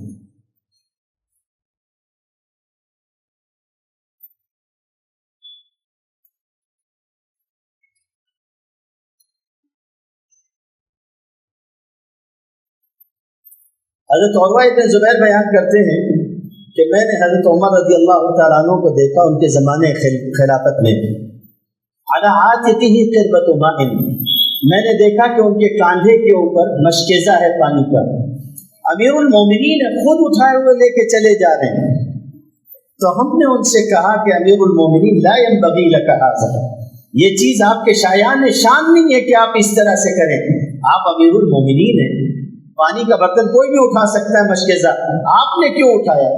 حضرت عمر رضی اللہ تعالیٰ عنہ نے اس موقع پہ ایک جملہ ارشاد فرمایا، اتانی الوفود، میرے پاس وفود آئے تھے، مختلف علاقوں سے لوگ آئے، سامعین مطیعین، اطاعت و فرما برداری کے ساتھ آئے اور انہوں نے اپنی اطاعت و فرما برداری کا اعتراف کیا اور کہا کہ ہم مطیع ہو گئے ہیں، ان چیزوں کو دیکھنے کے بعد نتیجہ یہ ہوا دخلت فی نفسی نخوت، میرے اندر کچھ جو ہے وہ بڑائی کا ایک عنصر چلا آیا، تو میں نے چاہا کہ میں اس کو اس طریقے سے توڑوں۔ سادگی کا ایک مظہر ہے۔ حضرت عثمان کے بارے میں حضرت حسن بصری بیان کرتے ہیں کہ یقیر فی المسجد، خلیفہ تھے اور مسجد میں قیلولہ کرتے تھے، مسجد میں لیٹے ہوئے اور ان کے بھی پہلو پر چٹائی کا نشان بن جاتا تھا، اور اسی عالم میں وہ وہاں لیٹے ہوئے تھے تو ہم کسی ضرورت سے آتے اور ان سے کہتے ھذا امیر المومنین، یہ ہمارا امیر ہے، اور ان سے آ کے کہتے کہ فلاں ضرورت ہے۔ اس سادگی کے ساتھ رہنے والے لوگ حضور صلی اللہ علیہ وآلہ وسلم سے اس طریقے سے انہوں نے سیکھا۔ ہمدانی نے بیان کیا کہ ہم نے عثمان ابن عفان کو دیکھا ان کے زمانے خلافت میں کہ خچر پر سوار تھے، ادنا درجے کی سواری، خچر پر سوار تھے۔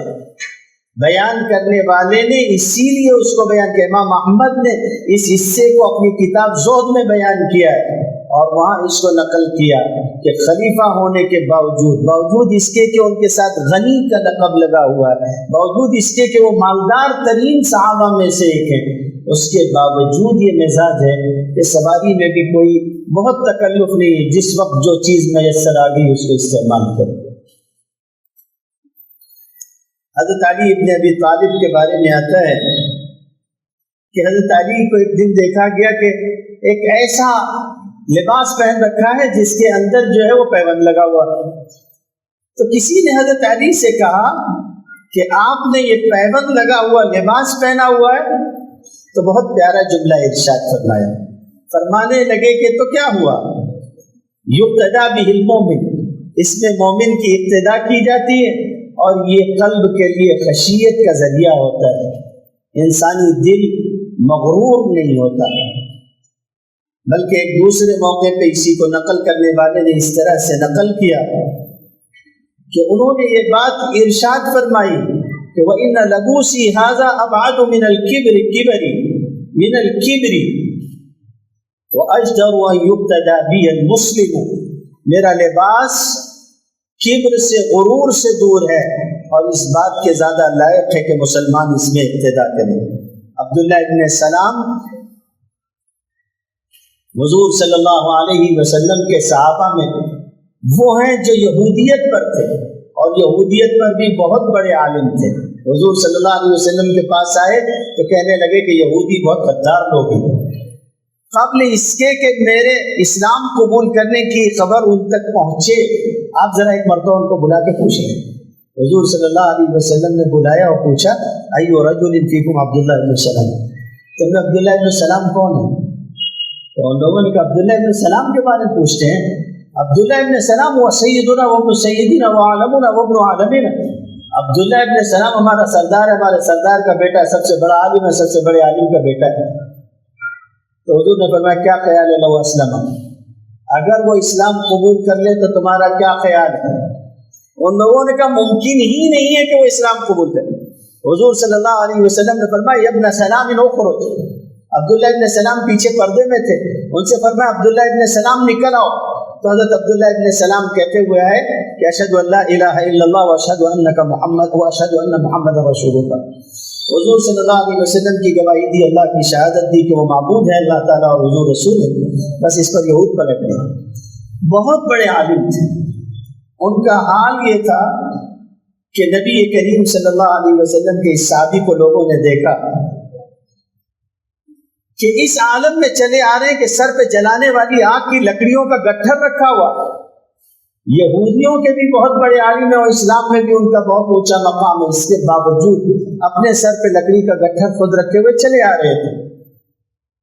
تو کسی نے کہا کہ یہ کیا بات ہے؟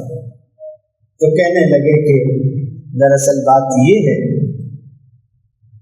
سر پہ لکڑی کا گٹھر ہونے کے اوپر یہ بات ارشاد فرمائی کہ میں اس کے ذریعے سے اپنے دل میں پیدا ہونے والے کبر کو دفع کر رہا ہوں، اور میں نے رسول اللہ صلی اللہ علیہ وسلم سے سنا ہے کہ جس کے دل میں ایک رائی کے دانے کے برابر بھی کبر ہوگا وہ جنت میں داخل نہیں ہوگا. اس حدیث کے راوی نہیں. جب کوئی چیز آپ کی دینداری میں خارج ہوگی وہ غلط ہو جائے.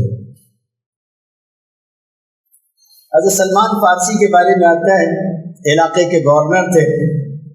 ایک آدمی نے ایک بڑا گٹھر کسی چیز کا خریدا، تو زیادہ سامان تھا. اس نے حضرت سلمان فارسی کو دیکھا، گورنر ہے اور اس شان سے بازار سے گزر رہا ہے کہ دیکھنے والے نے یہ سمجھا کہ یہ کوئی کافر ہے، مال اٹھانے والا کوئی کافر ہے ہٹا کٹا. انہوں نے دیکھا، یہ سمجھا تو ان کو بلایا کا سامان اٹھاؤ. ان سے یہ بھی نہیں کہا کہ بابا میں گورنر ہوں، میں سلمان ہوں، ان کو کیا معلوم، کچھ نہیں کہا. گٹر اٹھا لیا چپ چاپ سے اس کا اور اس کو لے کے چلے. اب راستے میں ذرا آگے بڑھے تو لوگ ملے تو انہوں نے کہا اصلح اللہ الامیر، اللہ امیر کا بھلا کرے، ہم بوجھ اٹھا لیتے، لائیے دے دیجیے. اب جیسے ہی اس شخص نے یہ جملہ سنا کہ صاحب یہ گورنر ہے جس کے سر پہ میں نے سامان رکھ دیا ہے، وہ گھبرا گیا اور اس نے کہا کہ لما عارف کا میں نے آپ کو پہچانا نہیں تھا، اللہ آپ کا بھلا کرے. حضرت سلمان نے کہا کچھ نہیں تم چلتے رہو اپنا کام کرو، سامان اس کا لیے ہوئے، کوئی حرج نہیں، چلتے رہو. اسلام نے سادگی سکھائی. کیسی غضب کی سادگی. ذوالکلاء حمیری ہے، بادشاہ ہے.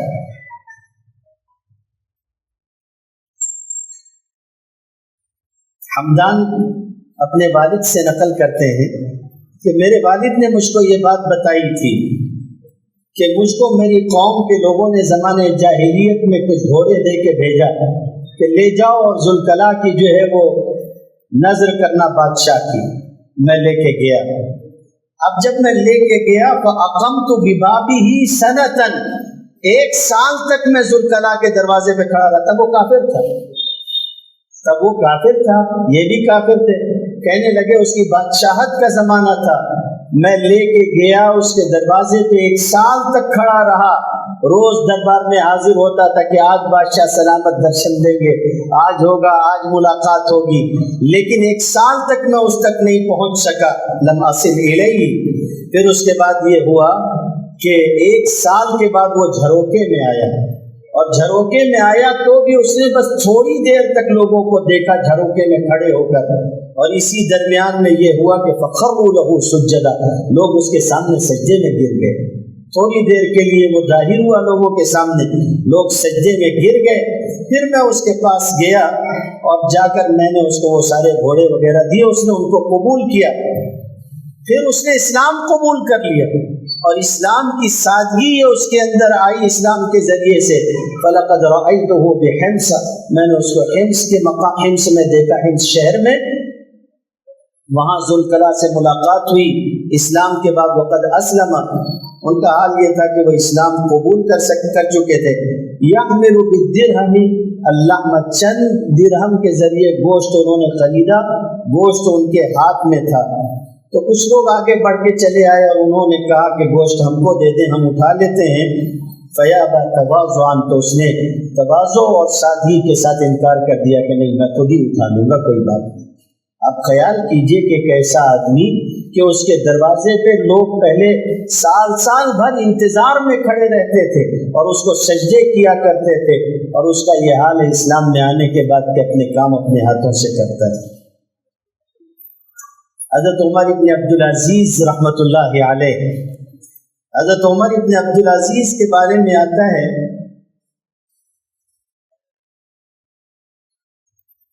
سونے کے پانی سے لکھے جانے والا جملہ میں آپ کو سناؤں ان کا.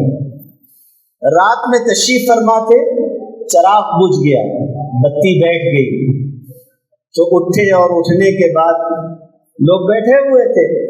خلیفہ خود اٹھا، اس نے چراغ درست کیا، چراغ کو جلایا، واپس آ کے بیٹھ گیا. تو لوگوں نے کہا کہ امیر المومنین الا نکفیک، امیر المومنین کیا یہ کام ہم آپ کی طرف سے نہیں کر سکتے تھے؟ آپ کہہ دیتے ہم یہ کر دیتے. آپ نے اتنے چھوٹے کام کے لیے بھی اپنی نشست چھوڑی، خود سے یہ کام کیا.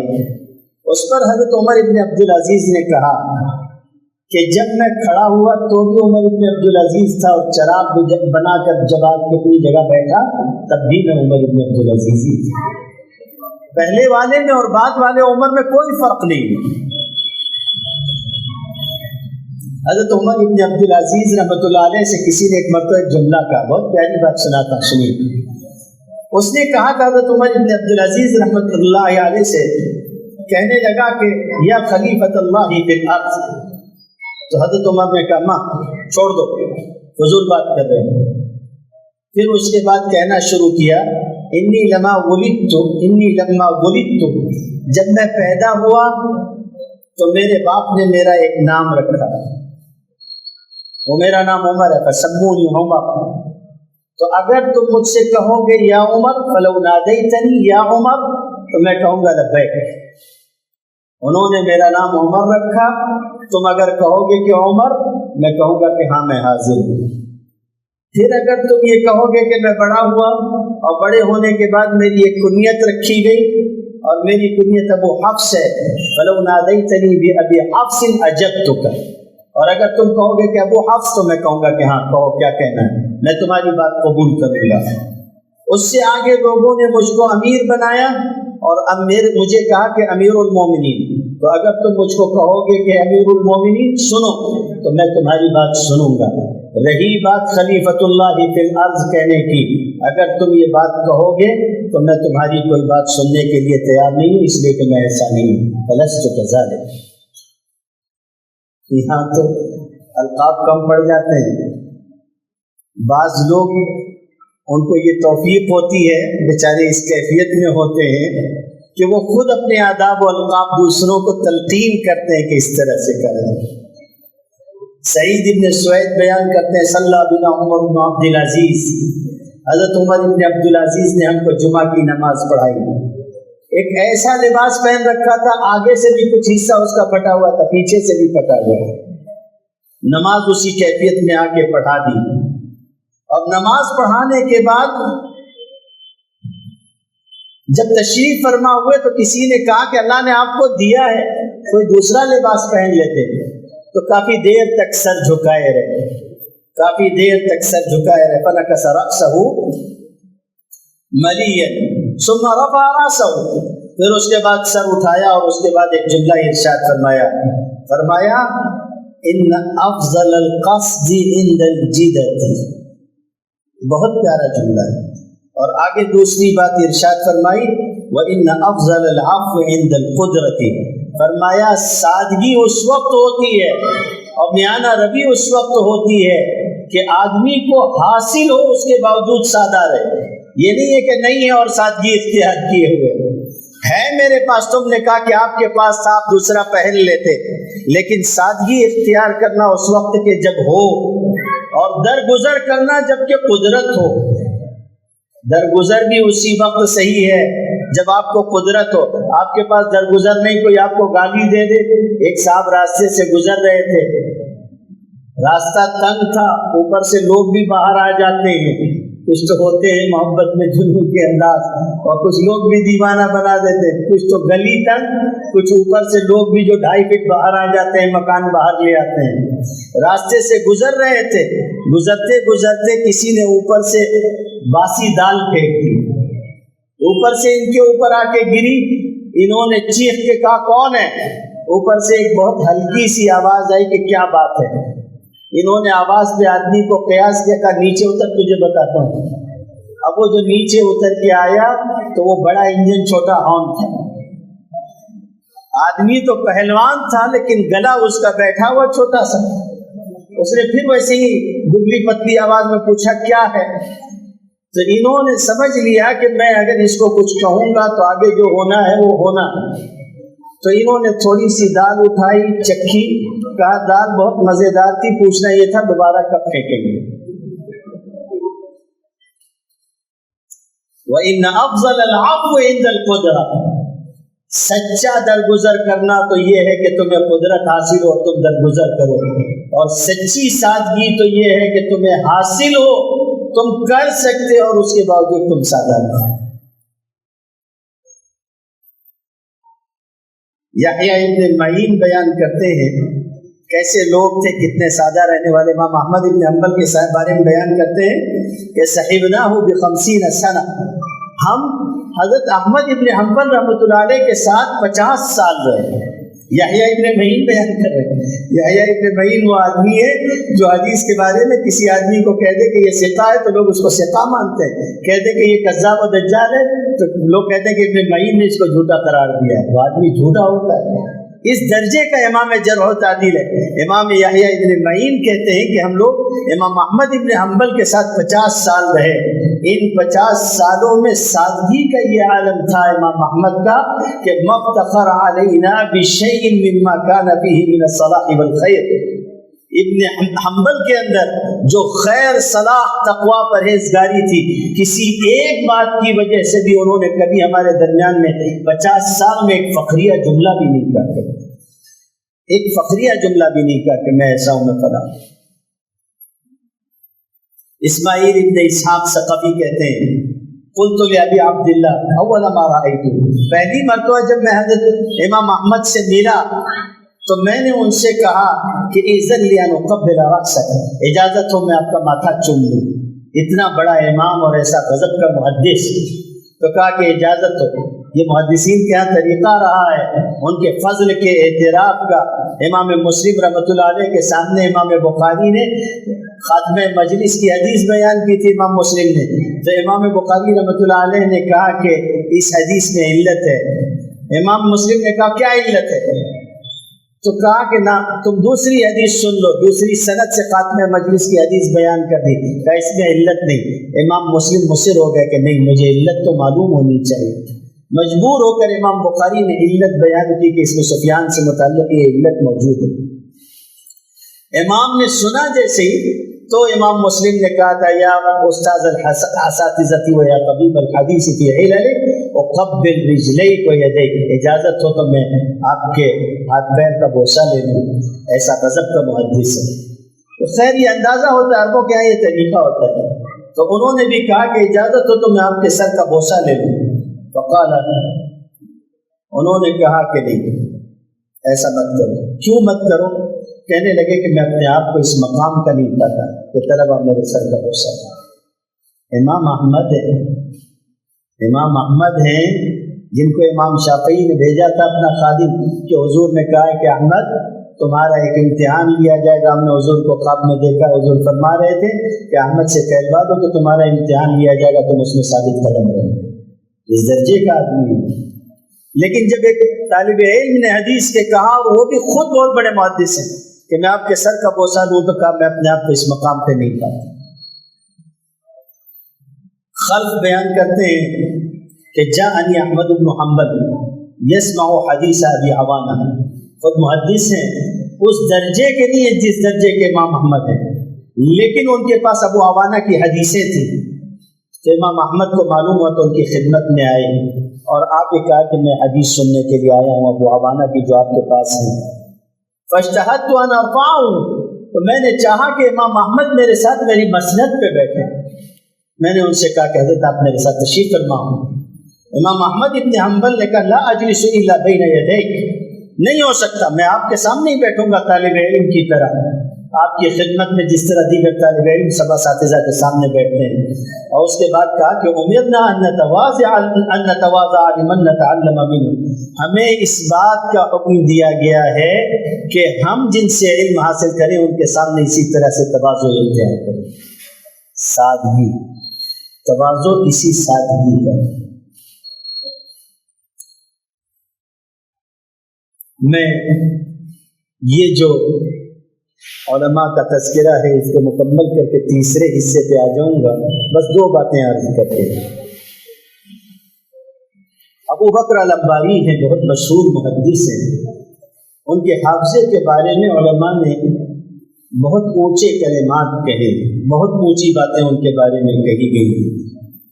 ابو الحسن دارقطنی کہتے ہیں کہ وہ ان کی مجلس میں حاضر ہوئے، جمعہ کا دن تھا اور وہ اپنی مجلس میں املا کروا رہے تھے، اور راوی کا نام آیا اور وہ راوی کے نام میں ان سے تصحیف ہو گئی۔ وہ حیان ہے یا حبان ہے یا حبان ہے، وہ اس میں چوک کر گئے. انسان ہے، غلطی ہو سکتی ہے.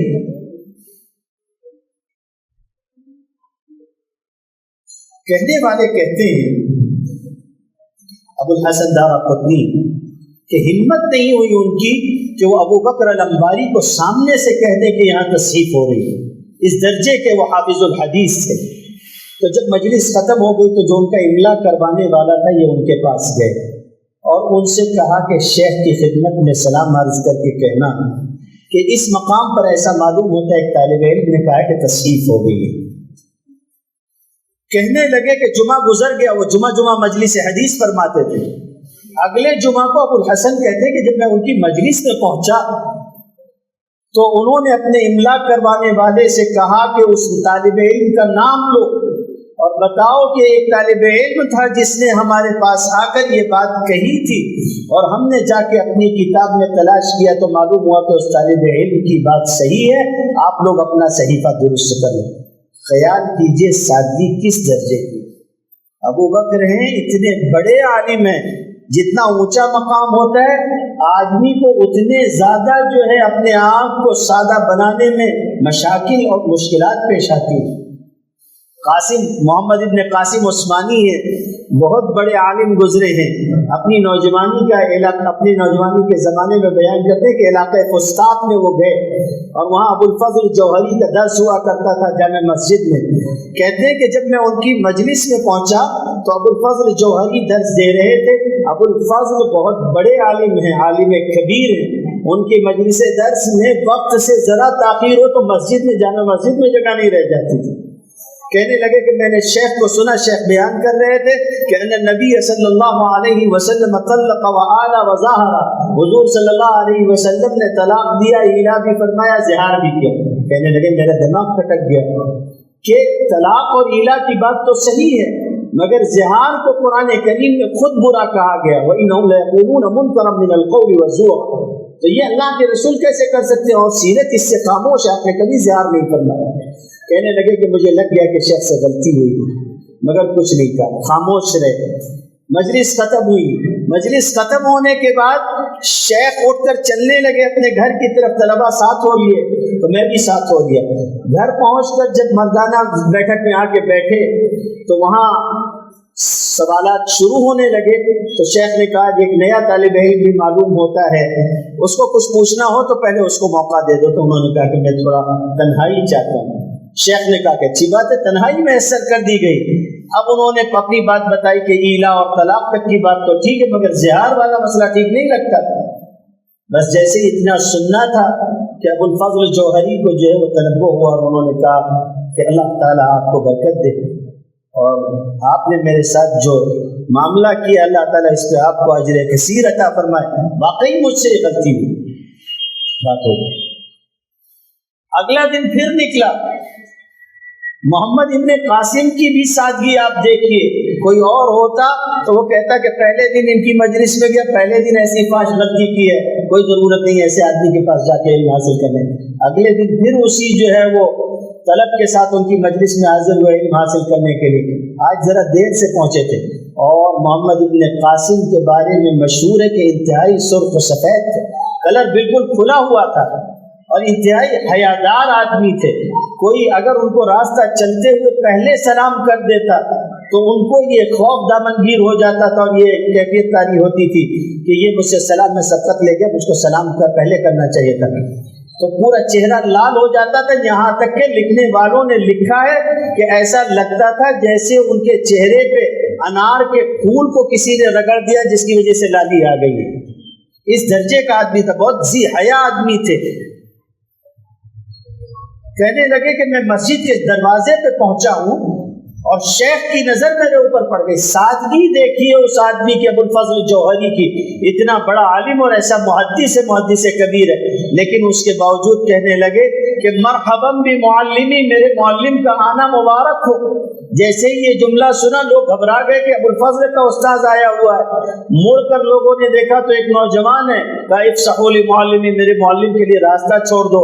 کہنے لگے محمد ابن قاسم نے خود بیان کیا ہے کہ میرا چہرہ جو ہے وہ ارقالود ہو گیا، پورا جسم پسینہ پسینہ ہو گیا کہ یہ کیا ہو رہا ہے۔ شیخ نے کہا کہ آنے دیا جائے، ان کو آگے لایا گیا۔ جب قریب آئے تو کہا انا معلمکم، میں تمہارا معلم، انا معلمکم، میں تمہارا معلم ہوں، وہذا معلمی، اور یہ میرا معلم ہے، میرا استاذ ہے۔ اور اس کے بعد پھر پوری تواضع کے ساتھ اعتراف کیا کہ کل ہم سے یہ غلطی ہوئی تھی، جو لوگ موجود ہیں کل والے وہ اپنی چیز درست کر لیں، اور جو نہیں موجود ہیں ان تک یہ بات پہنچا دے کہ ہم سے یہ غلطی ہوئی تھی۔ اور اس کے بعد دعا میں مشغول ہوئے اور کہا کہ میرے استاذ کے لیے دعا کرو۔ دعا میں مشغول ہو کے ہاتھ اٹھا کے ان کے لیے دعا کی۔ یہ مزاج۔ اب اس سے آگے میں آخری مرحلے کی طرف اپنی بات آپ کو عرض کروں۔ ہم کو اس بات کے اوپر فخر ہے، اور میں یہ بات کہہ سکتا ہوں کہ اب تک جتنی بات میں نے آپ سے کہی ہے، میں پورے حزم کے ساتھ، پورے احتیاط کے ساتھ، اور پورے کہنا چاہیے کہ اعتماد کے ساتھ یہ بات کہہ سکتا ہوں کہ یہ سادگی جو تابعین میں رہی ہے، ائمہ متقدمین اور علماء متقدمین میں رہی ہے، صحابہ میں رہی ہے، اور نبی کریم صلی اللہ علیہ وسلم سے اخذ کی گئی آپ کی ذات بابرکات کا حصہ تھی۔ ہم نے یہ دیکھا کہ علماء دیوبند کا یہ خاصہ رہا، یہ علماء دیوبند کا خاصہ، یہ ہماری شان ہے، یقین مانیے۔ آپ دیکھیے گا، اور یہ اس پہلو سے دیکھیے گا، دیکھیے کہاں کتنا رنگ و روپ ہے، دیکھیے کن کے یہاں کتنی تڑک بھڑک ہے، دیکھیے کن کے یہاں کیسا کیسا کیا ہے۔ میں نام نہیں لینا چاہتا، میں کسی کو کچھ نہیں کہنا چاہتا، جانے دیجیے، خود دیکھ لیجیے گا کہ کن کے یہاں کتنا رنگ و روغن ہے اور کن کے یہاں کتنی سادگی ہے، دیکھ لیجیے۔ حضرت مولانا قاسم نانوتوی صاحب رحمۃ اللہ علیہ، حجت اللہ فی الارض کہا گیا ان کو، علامہ قاسم نانوتوی رحمۃ اللہ علیہ۔ جب انگریز ہمارے یہاں تھے تو انہوں نے ایک طریقہ یہ بھی نکال رکھا تھا عیسائیت کی تبلیغ کا کہ شاہ جہاں پور میں ایک میلہ لگاتے تھے، اس میلے کا نام میلہ خدا شناسی ہوتا تھا، اس کی ایک روداد چھپی ہوئی ہے، وہ روداد ہمارے یہاں موجود ہے معاف کے کتب خانے میں، انتہائی قدیم کتاب ہے میلہ خدا شناسی، خود اس کتاب کا عنوان ہی ہے۔ وہاں پر سناتن دھرم کے لوگ بھی جمع ہوتے، آریہ سماجی بھی جمع ہوتے، وہاں پر عیسائی بھی آتے، اور وہاں پر مسلمان بھی جمع ہوتے، وہاں جمع ہو کر اپنے اپنے مذہب کا تعارف کراتے، اور اپنے مذہب پر ہونے والے اعتراضات کا جواب دینے کی کوشش کرتے۔ خلق خدا جمع ہوتی، بھانت بھانت کے لوگ ہوتے تھے۔ علامہ قاسم نانوتوی کو پتہ چلا کہ شاہجہاں پور میں میرے خدا شناسی ہوگا، حضرت تشریف لے گئے، حضرت تشریف لے گئے، نیلے رنگ کی لنگی پہنا کرتے تھے، تہمت پہننے کا مزاج تھا، نیلے رنگ کی لنگی، اسی عالم میں تشریف لے گئے، دریا سے گزر ہوا، اپنے جوتے اتار کے اپنی لاٹھی پہ رکھ لیا، نہ آگے کوئی نہ پیچھے کوئی، اکیلے خود میلے میں پہنچے ہوئے ہیں، مسلمان اور بھی آئے ہوئے ہیں، اور اس میلے میں علامہ قاسم نے تقریر فرمائی۔ آریہ سماجیوں نے اعتراضات کیے، عیسائیوں نے اعتراضات کیے، سناتن دھرم والوں نے بھی اعتراض کیے، زیادہ اعتراض اسلامی پر ہوتا تھا۔ شیخ نے سب کا جواب دیا۔ آپ میلے خدا شناسی اٹھا کے پڑھ لیجئے گا، مطبع منشی نول کشور سے چھپی ہوئی کتاب، نول کشور کے مطبع سے چھپی ہوئی، غیر مسلم ہے اس کے مطبع سے۔ جب پہلے دن کی تقریر ختم ہوئی، لوگوں کو معلوم نہیں تھا کہ یہ جو آدمی ہے یہ کون ہے، تو شام کو لوگ اپنے اپنے خیموں میں بیٹھے تو ہندو سماج کے لوگ یہ کہتے تھے کہ نیلی لنگی والا جیت گیا، لوگ یہ کہتے تھے کہ نیلی لنگی والا جیت گیا۔ دوسرا دن شروع ہوا، آریہ سماجیوں نے جو عقل کے پرستار سمجھے جاتے ہیں اور جن کے عقلیات کا دور دورہ ہے، لاجک سے بات کرنے کی جو بات کرتے ہیں، انہوں نے اعتراضات کیے اسلام پر، اور علامہ قاسم نانوتوی نے ان کا جواب دیا، اور آج شہرت ہو چکی تھی کہ یہ مولوی قاسم ہے۔ جب یہ ہوا تو شام کو لوگ یہ کہتے ہوئے پائے گئے کہ مولوی قاسم کا کوئی توڑ نہیں ہے، اس لیے کہ اس کے زبان پہ علم کی دیوی سرسوتی بولتی ہے، اس کی زبان پہ علم کی دیوی سرسوتی بولتی ہے۔ اور خود کا حال یہ تھا، فرمانے لگے کہ علم کے 2 لفظ نے قاسم کو رسوا کر دیا، اگر یہ علم کا لاحقہ میرے ساتھ لگا نہ ہوتا تو خود کو یوں خواب کرتا کہ دنیا بھی نہ جانتی کہ قاسم کون تھا۔ اس کیفیت کا آدمی علامہ قاسم نانوتوی رحمۃ اللہ علیہ، آپ کے شاگردوں میں شیخ الہند ہیں حضرت مولانا محمود حسن صاحب دیوبندی، شیخ الہند نور اللہ مرقدہ، مختلف مکاتب فکر تھے۔ ایک مکتبہ فکر تھا جو مولوی احمد رضا خان صاحب سے قریب تھا اور فلسفہ و منطق کا دم بھرنے والا، مدرسہ معینیہ اجمیر کے مولانا معین الدین صاحب اجمیری، انہوں نے سنا کہ کوئی آدمی ہے محمود حسن نام کا، غیر معمولی علم رکھتا ہے، دیوبند میں ہوتا ہے، تو انہوں نے چاہا کہ اس سے ملاقات کرنی چاہیے، دیکھیں کون آدمی۔ ملنے کے لیے آئے اور اللہ کی مرضی یہ ہوئی کہ آ کے مولانا محمود حسن صاحب دیوبندی نور اللہ مرقدہ سے جو انتہائی عامیانہ کیفیت میں کھڑے ہوئے ہیں ان سے پوچھ رہے ہیں اس سادہ انسان سے کہ شیخ الہند کہاں رہتے ہیں؟ تو فرمایا آپ کو ان سے ملاقات کرنی تھی۔ کہا جی ہاں۔ کہا میرے ساتھ تشریف لائیے۔ اپنے ساتھ لے کے گھر میں آئے، ان سے کہا تشریف رکھیے، تشریف رکھیے۔ اندر گئے، ان کے لیے شربت لے کے آئے، شربت لا کے ان کو پلایا۔ انہوں نے کہا کہ مولانا کو خبر کیجئے کہ میں ملنے کے لیے آؤں۔ کہا جی ٹھیک ہے۔ پھر کھانے کا انتظام فرمایا اور پھر کہا کہ کھانا کھا لیجئے۔ تو ذرا تلخ ہو کے انہوں نے کہا کہ مولانا کو اطلاع کروا دیجئے میں ان سے ملنے کے لیے آیا ہوں۔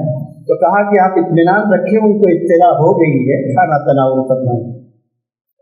کھانا کھا لیا تو چارپائی بچھا دی، کا آرام فرمانا چاہیں گے، مسافر ہیں آپ آئے ہوئے ہیں۔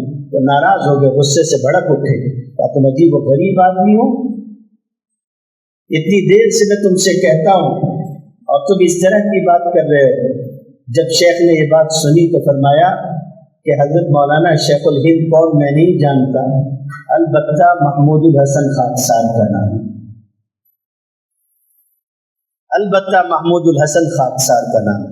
مولانا معین الدین اجمیری صاحب رحمۃ اللہ علیہ حقہ بقا رہ گئے کہ جس کے نام کا اس وقت، اور صاحب یہ سمجھیے گا آپ اس بات کو، سوشل میڈیا کا زمانہ نہیں تھا، اس کے باوجود وہ آدمی، اس کے شاگرد ملکوں سے پڑھنے کے لیے آتے تھے، ملکوں سے۔ یہ جو آج کل افغانستان والے مسئلے میں لوگوں کو بہت تماشا ہے کہ طالبان کیوں اپنی نسبت فلاں طرف کرتے ہیں، اس کا سیدھا جواب یہ ہے کہ جب آپ کا تماشا نہیں تھا تب وہ آدمی اس درجے کا تھا کہ اس کے شاگرد ملکوں میں پھیلے ہوئے تھے اور اس نے اپنی اسی بین الاقوامی شہرت کا سہارا لے کر اس ملک کی آزادی کے لیے ریشمی رومال تحریک چلائی تھی اور آزاد فوج قائم کی تھی اور کوشش کی تھی کہ ہمارا ملک آزاد ہو سکے۔ اس درجے کا آدمی اس کثر نفسی اور سادگی کے ساتھ تشریف فرما ہے کہ شیخ الہند کون میں نہیں جانتا، البتہ خاکسار کو محمود کہتے ہیں۔ حضرت مولانا مظفر حسین صاحب کاندھلوی رحمۃ اللہ علیہ اکابر علماء دیوبند میں سے، حضرت مولانا شاہ اسحاق صاحب رحمۃ اللہ علیہ کے شاگردوں میں سے اور شاہ عبد الغنی کے ہمدرس ہیں۔ ایک مرتبہ علاقے میں نکلے،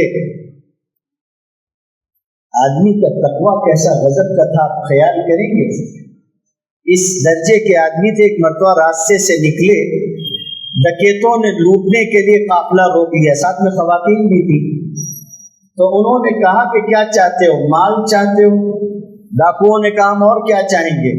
تو فرمایا اچھا ٹھہرو، ہم پورا مال تم کو زیور وغیرہ سب دلوا دیتے ہیں، پردہ دری مت کرو، عزت مت خراب کرو، ہم تم کو سب دے دیں گے۔ انہوں نے کہا کوئی حرج نہیں، ہم کو مال سے مطلب ہے، مال دو جاؤ۔ سب دے دیا۔ تھوڑا آگے بڑھے تھے، خواتین کی طرف سے آواز آئی ذرا رکیے، गाड़ी रोकी गई, बैलगाड़ियां थी, पहली चल रही थी।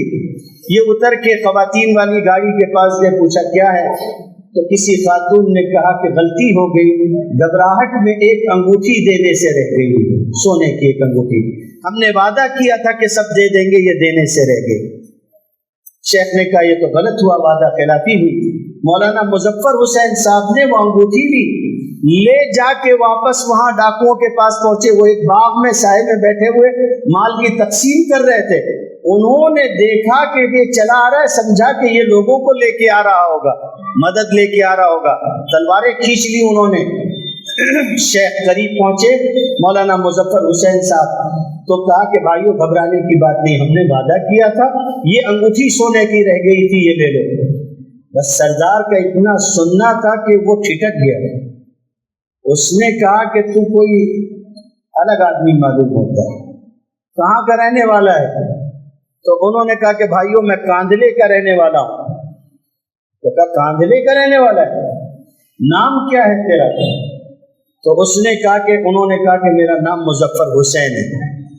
बस इतना सुनना था कि वो डकैत मुड़ा और उसने अपने साथियों से कहा कि लोगों अगर तुम ये चाहते हो कि तुम्हारी नस्लें बाकी रहें और जीती रहें तो इसका माल वापस कर दो, ये मुजफ्फर हुसैन है, इसका माल लेके तुम कभी जी नहीं सकते। ये मुजफ्फर हुसैन। मौलाना मुजफ्फर हुसैन साहब रास्ते से निकले जा रहे थे, एक आदमी देहाती मिल गया बूढ़ा, उसने कहा मेरा सामान उठा लो। उन्होंने सामान भी उठा लिया उसका सर पे। अब पूछा कहाँ जा रहे हो? तो कहा मैं कांदले को जा रहा हूँ। तो कहा हाँ, वहाँ कांदले में एक मौलवी रहता है और बहुत बड़ा अल्लाह का वली है मुजफ्फर हुसैन। मौलाना मुजफ्फर हुसैन साहब ने कहा अल्लाह का वली तो नहीं है, हाँ नमाज पढ़ लेता है, नमाज आती है उसको, बाकी वली की बात नहीं है। सादगी देखिए किस दर्जे की है। तो वो बूढ़ा उसे कहे तुम ऐसे कैसे कह सकते हो? वो सर हो गया मौलाना के, लड़ाई झगड़े को उतारू हो गया। रास्ते भर कम ज्यादा बोलते हुए कांदले तक आया और जब कांदले के करीब पहुंचा तो एक आदमी ने देखा कि ये मौलवी मुजफ्फर हुसैन से कौन लड़ रहा है। उसने जब सुना सारी बात तो बड़े मियाँ से कहा कि वो बड़े मियाँ मुजफ्फर हुसैन तो यही है। बूढ़ा हक्का बक्का रह गया, गले लग के फूट फूट के रोता रहा, कहने लगा मुझे मालूम नहीं था कि मुजफ्फर हुसैन तू। इस दर्जे के लोग, इस सादगी के लोग। अल्लामा अनवर शाह कश्मीरी रहमतुल्लाह अलैह की वफात हुई, लाहौर में ताज़ियती जलसा रखा गया। ताज़ियती जलसे में अल्लामा इकबाल तशरीफ लाए और उस मौके पे अल्लामा इकबाल ने वो शेर कहा था। अल्लामा इकबाल ने कहा था हजारों साल नरगिस अपनी बेनूरी पे रोती है, बड़ी मुश्किल से होता है चमन में दीदार पैदा। और उसके बाद कहा कि इस्लाम की आखिर की 500 सालों में अनवर शाह कश्मीरी की नज़ीर नहीं, ये अकेला ऐसा आलिम है 500 साल में। और कहा कि आगे बहुत मुश्किल है कि इनके जैसा कोई दूसरा हो। इस दर्जे का आदमी, इतना ऊंचा आलिम, उनके पास कश्मीर के उलमा आए, आपस में इख्तिलाफ हो गया था तलाक के एक मसले पर। आए और आने के बाद कहा कि हम लोगों को इस मसले में इख्तिलाफ हुआ है, हम आपको अपना जिम्मेदार मानते हैं, अपना फैसल तस्लीम करते हैं, आप हमारा मामला हल कर दें।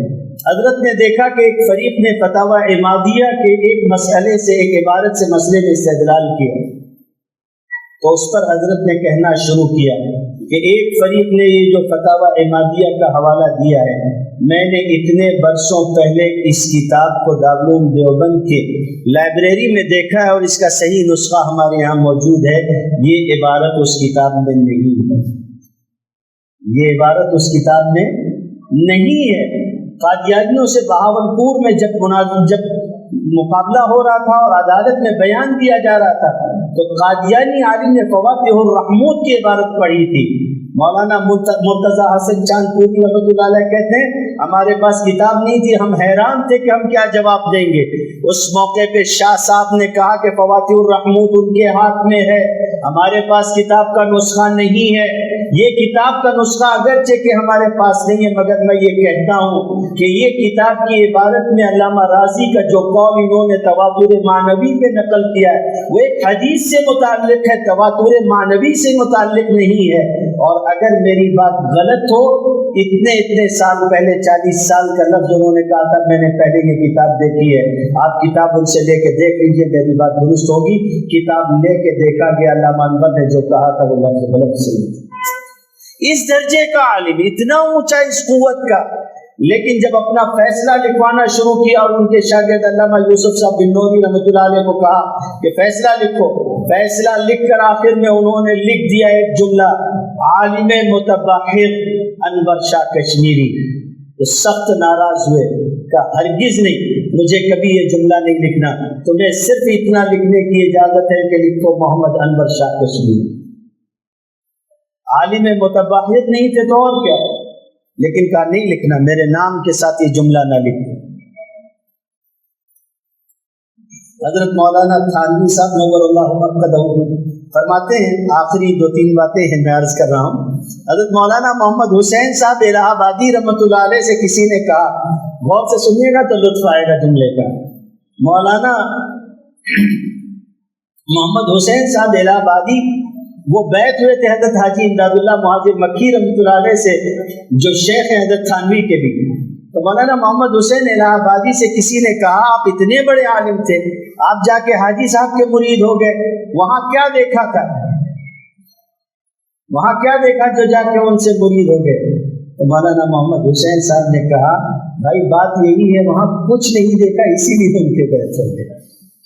ان کے یہاں کچھ نہیں تھا، کوئی رکھ رکھاؤ نہیں، سادگی ہی سادگی تھی، اس لیے ان سے بیعت ہو گئی۔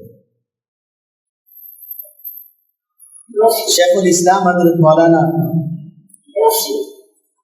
حسین احمد مدنی نور اللہ مرقدہ، شیخ الاسلام والمسلمین، حضرت مولانا عطا اللہ شاہ بخاری رحمۃ اللہ علیہ یو پی کے علاقے میں ایک مرتبہ تشریف لائے تھے، رات میں خطاب ہوا، یو پی کا وقت ہم لوگوں کے وقت سے پیچھے ہوتا ہے، وہاں نماز فجر وغیرہ کی جلدی ہوتی ہے۔ حضرت نے عطا اللہ شاہ بخاری رحمۃ اللہ علیہ نے رات میں 3 بجے تقریر ختم کی، 1:45 ہو گئے، رات میں 3 بجے تقریر ختم فرمائی، اور تقریر ختم فرما کے آرام گاہ پہ تشریف لے آئے، سونے کے لیے لیٹے، فرمانے لگے کہ کسی نے آ کے پیر دبانا شروع کیا، ہر جگہ جلسوں میں ہوتا ہے، کہنے لگے کہ لوگ آتے ہیں خدمت کرتے ہیں، تو میں بھی لیٹا رہا، کوئی پیر دباتا رہا، پیر دباتا رہا، لیکن کہنے لگے تھوڑی دیر میں احساس ہوا کہ یہ مٹھی کچھ الگ ہے، ہاتھ پیر دبانے والے ہاتھ کچھ الگ ہیں، ان ہاتھوں سے راحت تو مل رہی مگر آنکھوں میں نیند نہیں آ رہی۔ کہنے لگے میں اٹھ کے بیٹھ گیا، میں اٹھ کے بیٹھا تو میں نے دیکھا کہ سید زادہ شیخ الاسلام مولانا حسین احمد مدنی پیر دبا رہے، تو میں نے حضرت کے ہاتھ پکڑ لیے اور کہا کہ حضرت ہم نے کیا آپ نے جہنم میں جانے کا سامان کم کیا ہے؟ کیا آپ سید زادہ ہو کے اوپر سے یہ ستم اور فرما رہے ہیں کہ آپ کہاں سید اور عطا اللہ کے پیر، حالانکہ سید وہ خود بھی حضرت مولانا سید عطا اللہ شاہ بخاری، آپ ہمارے پیر دبا دیں۔ اس پر حضرت نے ارشاد فرمایا، مولانا حسین احمد مدنی نے آنکھوں میں آنسو تھے اور فرمانے لگے کہ مولانا لوگ آپ کے پیر دباتے ہیں، خدمت کرتے ہیں، اور آپ کو اس کی جو ہے عادت بھی ہے۔ مولانا چونکہ اس علاقے کے تھے، رات میں وہاں مزاج ہوتا ہے خدمت کا، تو کہنے لگے آپ کو اس کی عادت بھی ہے، اور میں نے سوچا کہ کہیں آپ کی نماز بھی نہ جاتی رہے، تو میں نے کون سا غلط کام کرا۔ آپ محسوس کریے نا کہ شخصیت کے بارے میں کہہ رہا ہوں، شیخ الاسلام مولانا حسین احمد مدنی نور اللہ مرقدہ۔ تو میرے بھائی، آج جو بات آپ کو کہنی تھی، جو پیغام آپ کو دینا تھا، وہ یہ ہے، نعمتیں برتیے، نعمتیں اللہ نے آپ کو دی، نعمتیں برتیے، مگر اسی طریقے سے جس طرح بزرگوں نے کہا کہ دنیا کی مثال پانی کی طرح ہے، دل کی مثال کسی کشتی کی طرح ہے۔ کشتی کے لیے پانی کی ضرورت تو ہے، دنیا لگے گی جینے کے لیے، لیکن اسی وقت تک جب تک پانی کشتی کے باہر ہے، پانی کشتی کے اندر آ جائے گا تو کشتی کی ہلاکت کا سبب ہوتا ہے۔ باہر ہو تو اس کی زندگی کا سبب ہوتا ہے، دنیا برتیے مگر تکلف کے بغیر، سادگی کے ساتھ۔ اللہ یہ بھی چاہتا ہے کہ اپنی نعمتوں کا اثر آپ کے اوپر دیکھے۔ اللہ یہ نہیں چاہتا کہ آپ اس طرح سے رہیں کہ لوگ آپ کے بارے میں بدگمانی کریں، کہ آپ انتہائی نازک ترین صورتحال میں۔ بعض بزرگوں کے بارے میں آتا ہے کہ وہ اپنی مشکلوں کو اپنے دوستوں کے سامنے بیان نہیں کرتے تھے۔ میں اس معاملے کو میں نے محسوس کیا اپنی والدہ کے بارے میں۔ پیچھے ایک سفر میں تھا حرمین کے، پیر موڑ گیا، گھر میں نے بیان کیا، میری اہلیہ ڈاکٹر ہے، سننے کے بعد وہ مجھ سے کہنے لگی فلاں دوا لے لے، فلاں دوا لے لے، فلاں لے لے۔ میں نے سن لیا، ساری چیزیں ہو گئی، سننے کے بعد بات ختم ہو گئی۔ تسلی کا ایک دو جملہ، باقی دواؤں کا جملہ تو ساتھ میں کر دیا گیا، یہ کر لی۔ والدہ کا فون آیا، انہوں نے پوچھا بیٹا کیا حال ہے؟ میں نے کہا کہ امی پیر ٹوٹ گیا تھا عمرہ کرتے ہوئے اور یہ صورتحال ہے۔ کہنے کو روا روی میں نے کہہ دیا تھا۔ اس کے بعد رات گئے، پھر ان کا فون آیا اور انہوں نے مجھ سے کہا کہ بیٹا کیا حال ہے؟ تب مجھ کو لگا کہ مجھ سے غلطی ہو گئی ہے، میں اس درد کو برداشت کر سکتا تھا مگر میری ماں اس تکلیف کو برداشت نہیں کر سکتی۔ بہت سے لوگ ہوتے ہیں جو آپ کے حالات کو دیکھ کر ان کا دل دکھے گا، اسی لیے اللہ یہ چاہتا ہے کہ آپ پر آپ کی اپنی نعمتوں کو دیکھے۔ وَأَمَّا بِنِعْمَةِ رَبِّكَ فَحَدِّثْ۔ سادگی کا یہ مطلب نہیں کہ آپ پھٹے حال رہیں، اللہ نے جو نعمتیں دی ہیں اس کو برتیں مگر اللہ کی مرضی کے موافق، بغیر تکلف کے سادگی کے ساتھ آگے بڑھیں۔ جو چیزیں آپ سادگی سے انجام دے سکتے ہیں اور جس قدر سادگی کے ساتھ انجام دے سکتے ہیں اتنی سادگی کے ساتھ انجام دیں۔ اپنی محبت رکھنے والے لوگوں کے سامنے کوئی ایسی بات اختیار نہ کریں جس کی وجہ سے ان کا دل دکھے۔ امام ابو حنیفہ رحمۃ اللہ علیہ تشریف فرما تھے، ایک صاحب کو مجلس میں دیکھا، اس کے حالات اچھے نہیں دکھ رہے تھے، لوگوں کو دیکھا کہ جب مجلس ختم ہوئی اٹھ کے جانے لگے تو ان کو اشارہ کیا کہ تم بیٹھے رہے، لوگ اٹھ کے چلے گئے تو اس کے بعد کہنے لگے کہ میری جائے نماز کے نیچے، میرے مصلے کے نیچے جو تھیلی رکھی ہوئی ہے وہ تم لے لو اور اپنا حال درست کرو۔ تو اس نے کہا کہ حضرت مجھ کو پیسے کی ضرورت نہیں ہے، میں مالدار آدمی ہوں۔ تو حضرت نے فرمایا کہ اللہ کے بندے، پھر اللہ نے جو نعمت تم کو دی ہو اس کے اثرات بھی تم پر ظاہر ہونے چاہیے۔ جو نعمتیں اللہ نے دی ہیں ان کے اثرات ظاہر ہوں، کھائیے پیجیے پہنیے اوڑھیے سب کیجیے۔ قرآن مجید میں یہ نہیں کہا کہ مت کھاؤ مت پیو، فرمایا کھاؤ پیو کلوا واشربوا ولا تسرفوا، مگر حد سے باہر نہیں نکلنا۔ اللہ نیک اعمال کرنے کی توفیق عطا فرمائے۔ وآخر دعوانا الحمد للہ رب العالمین۔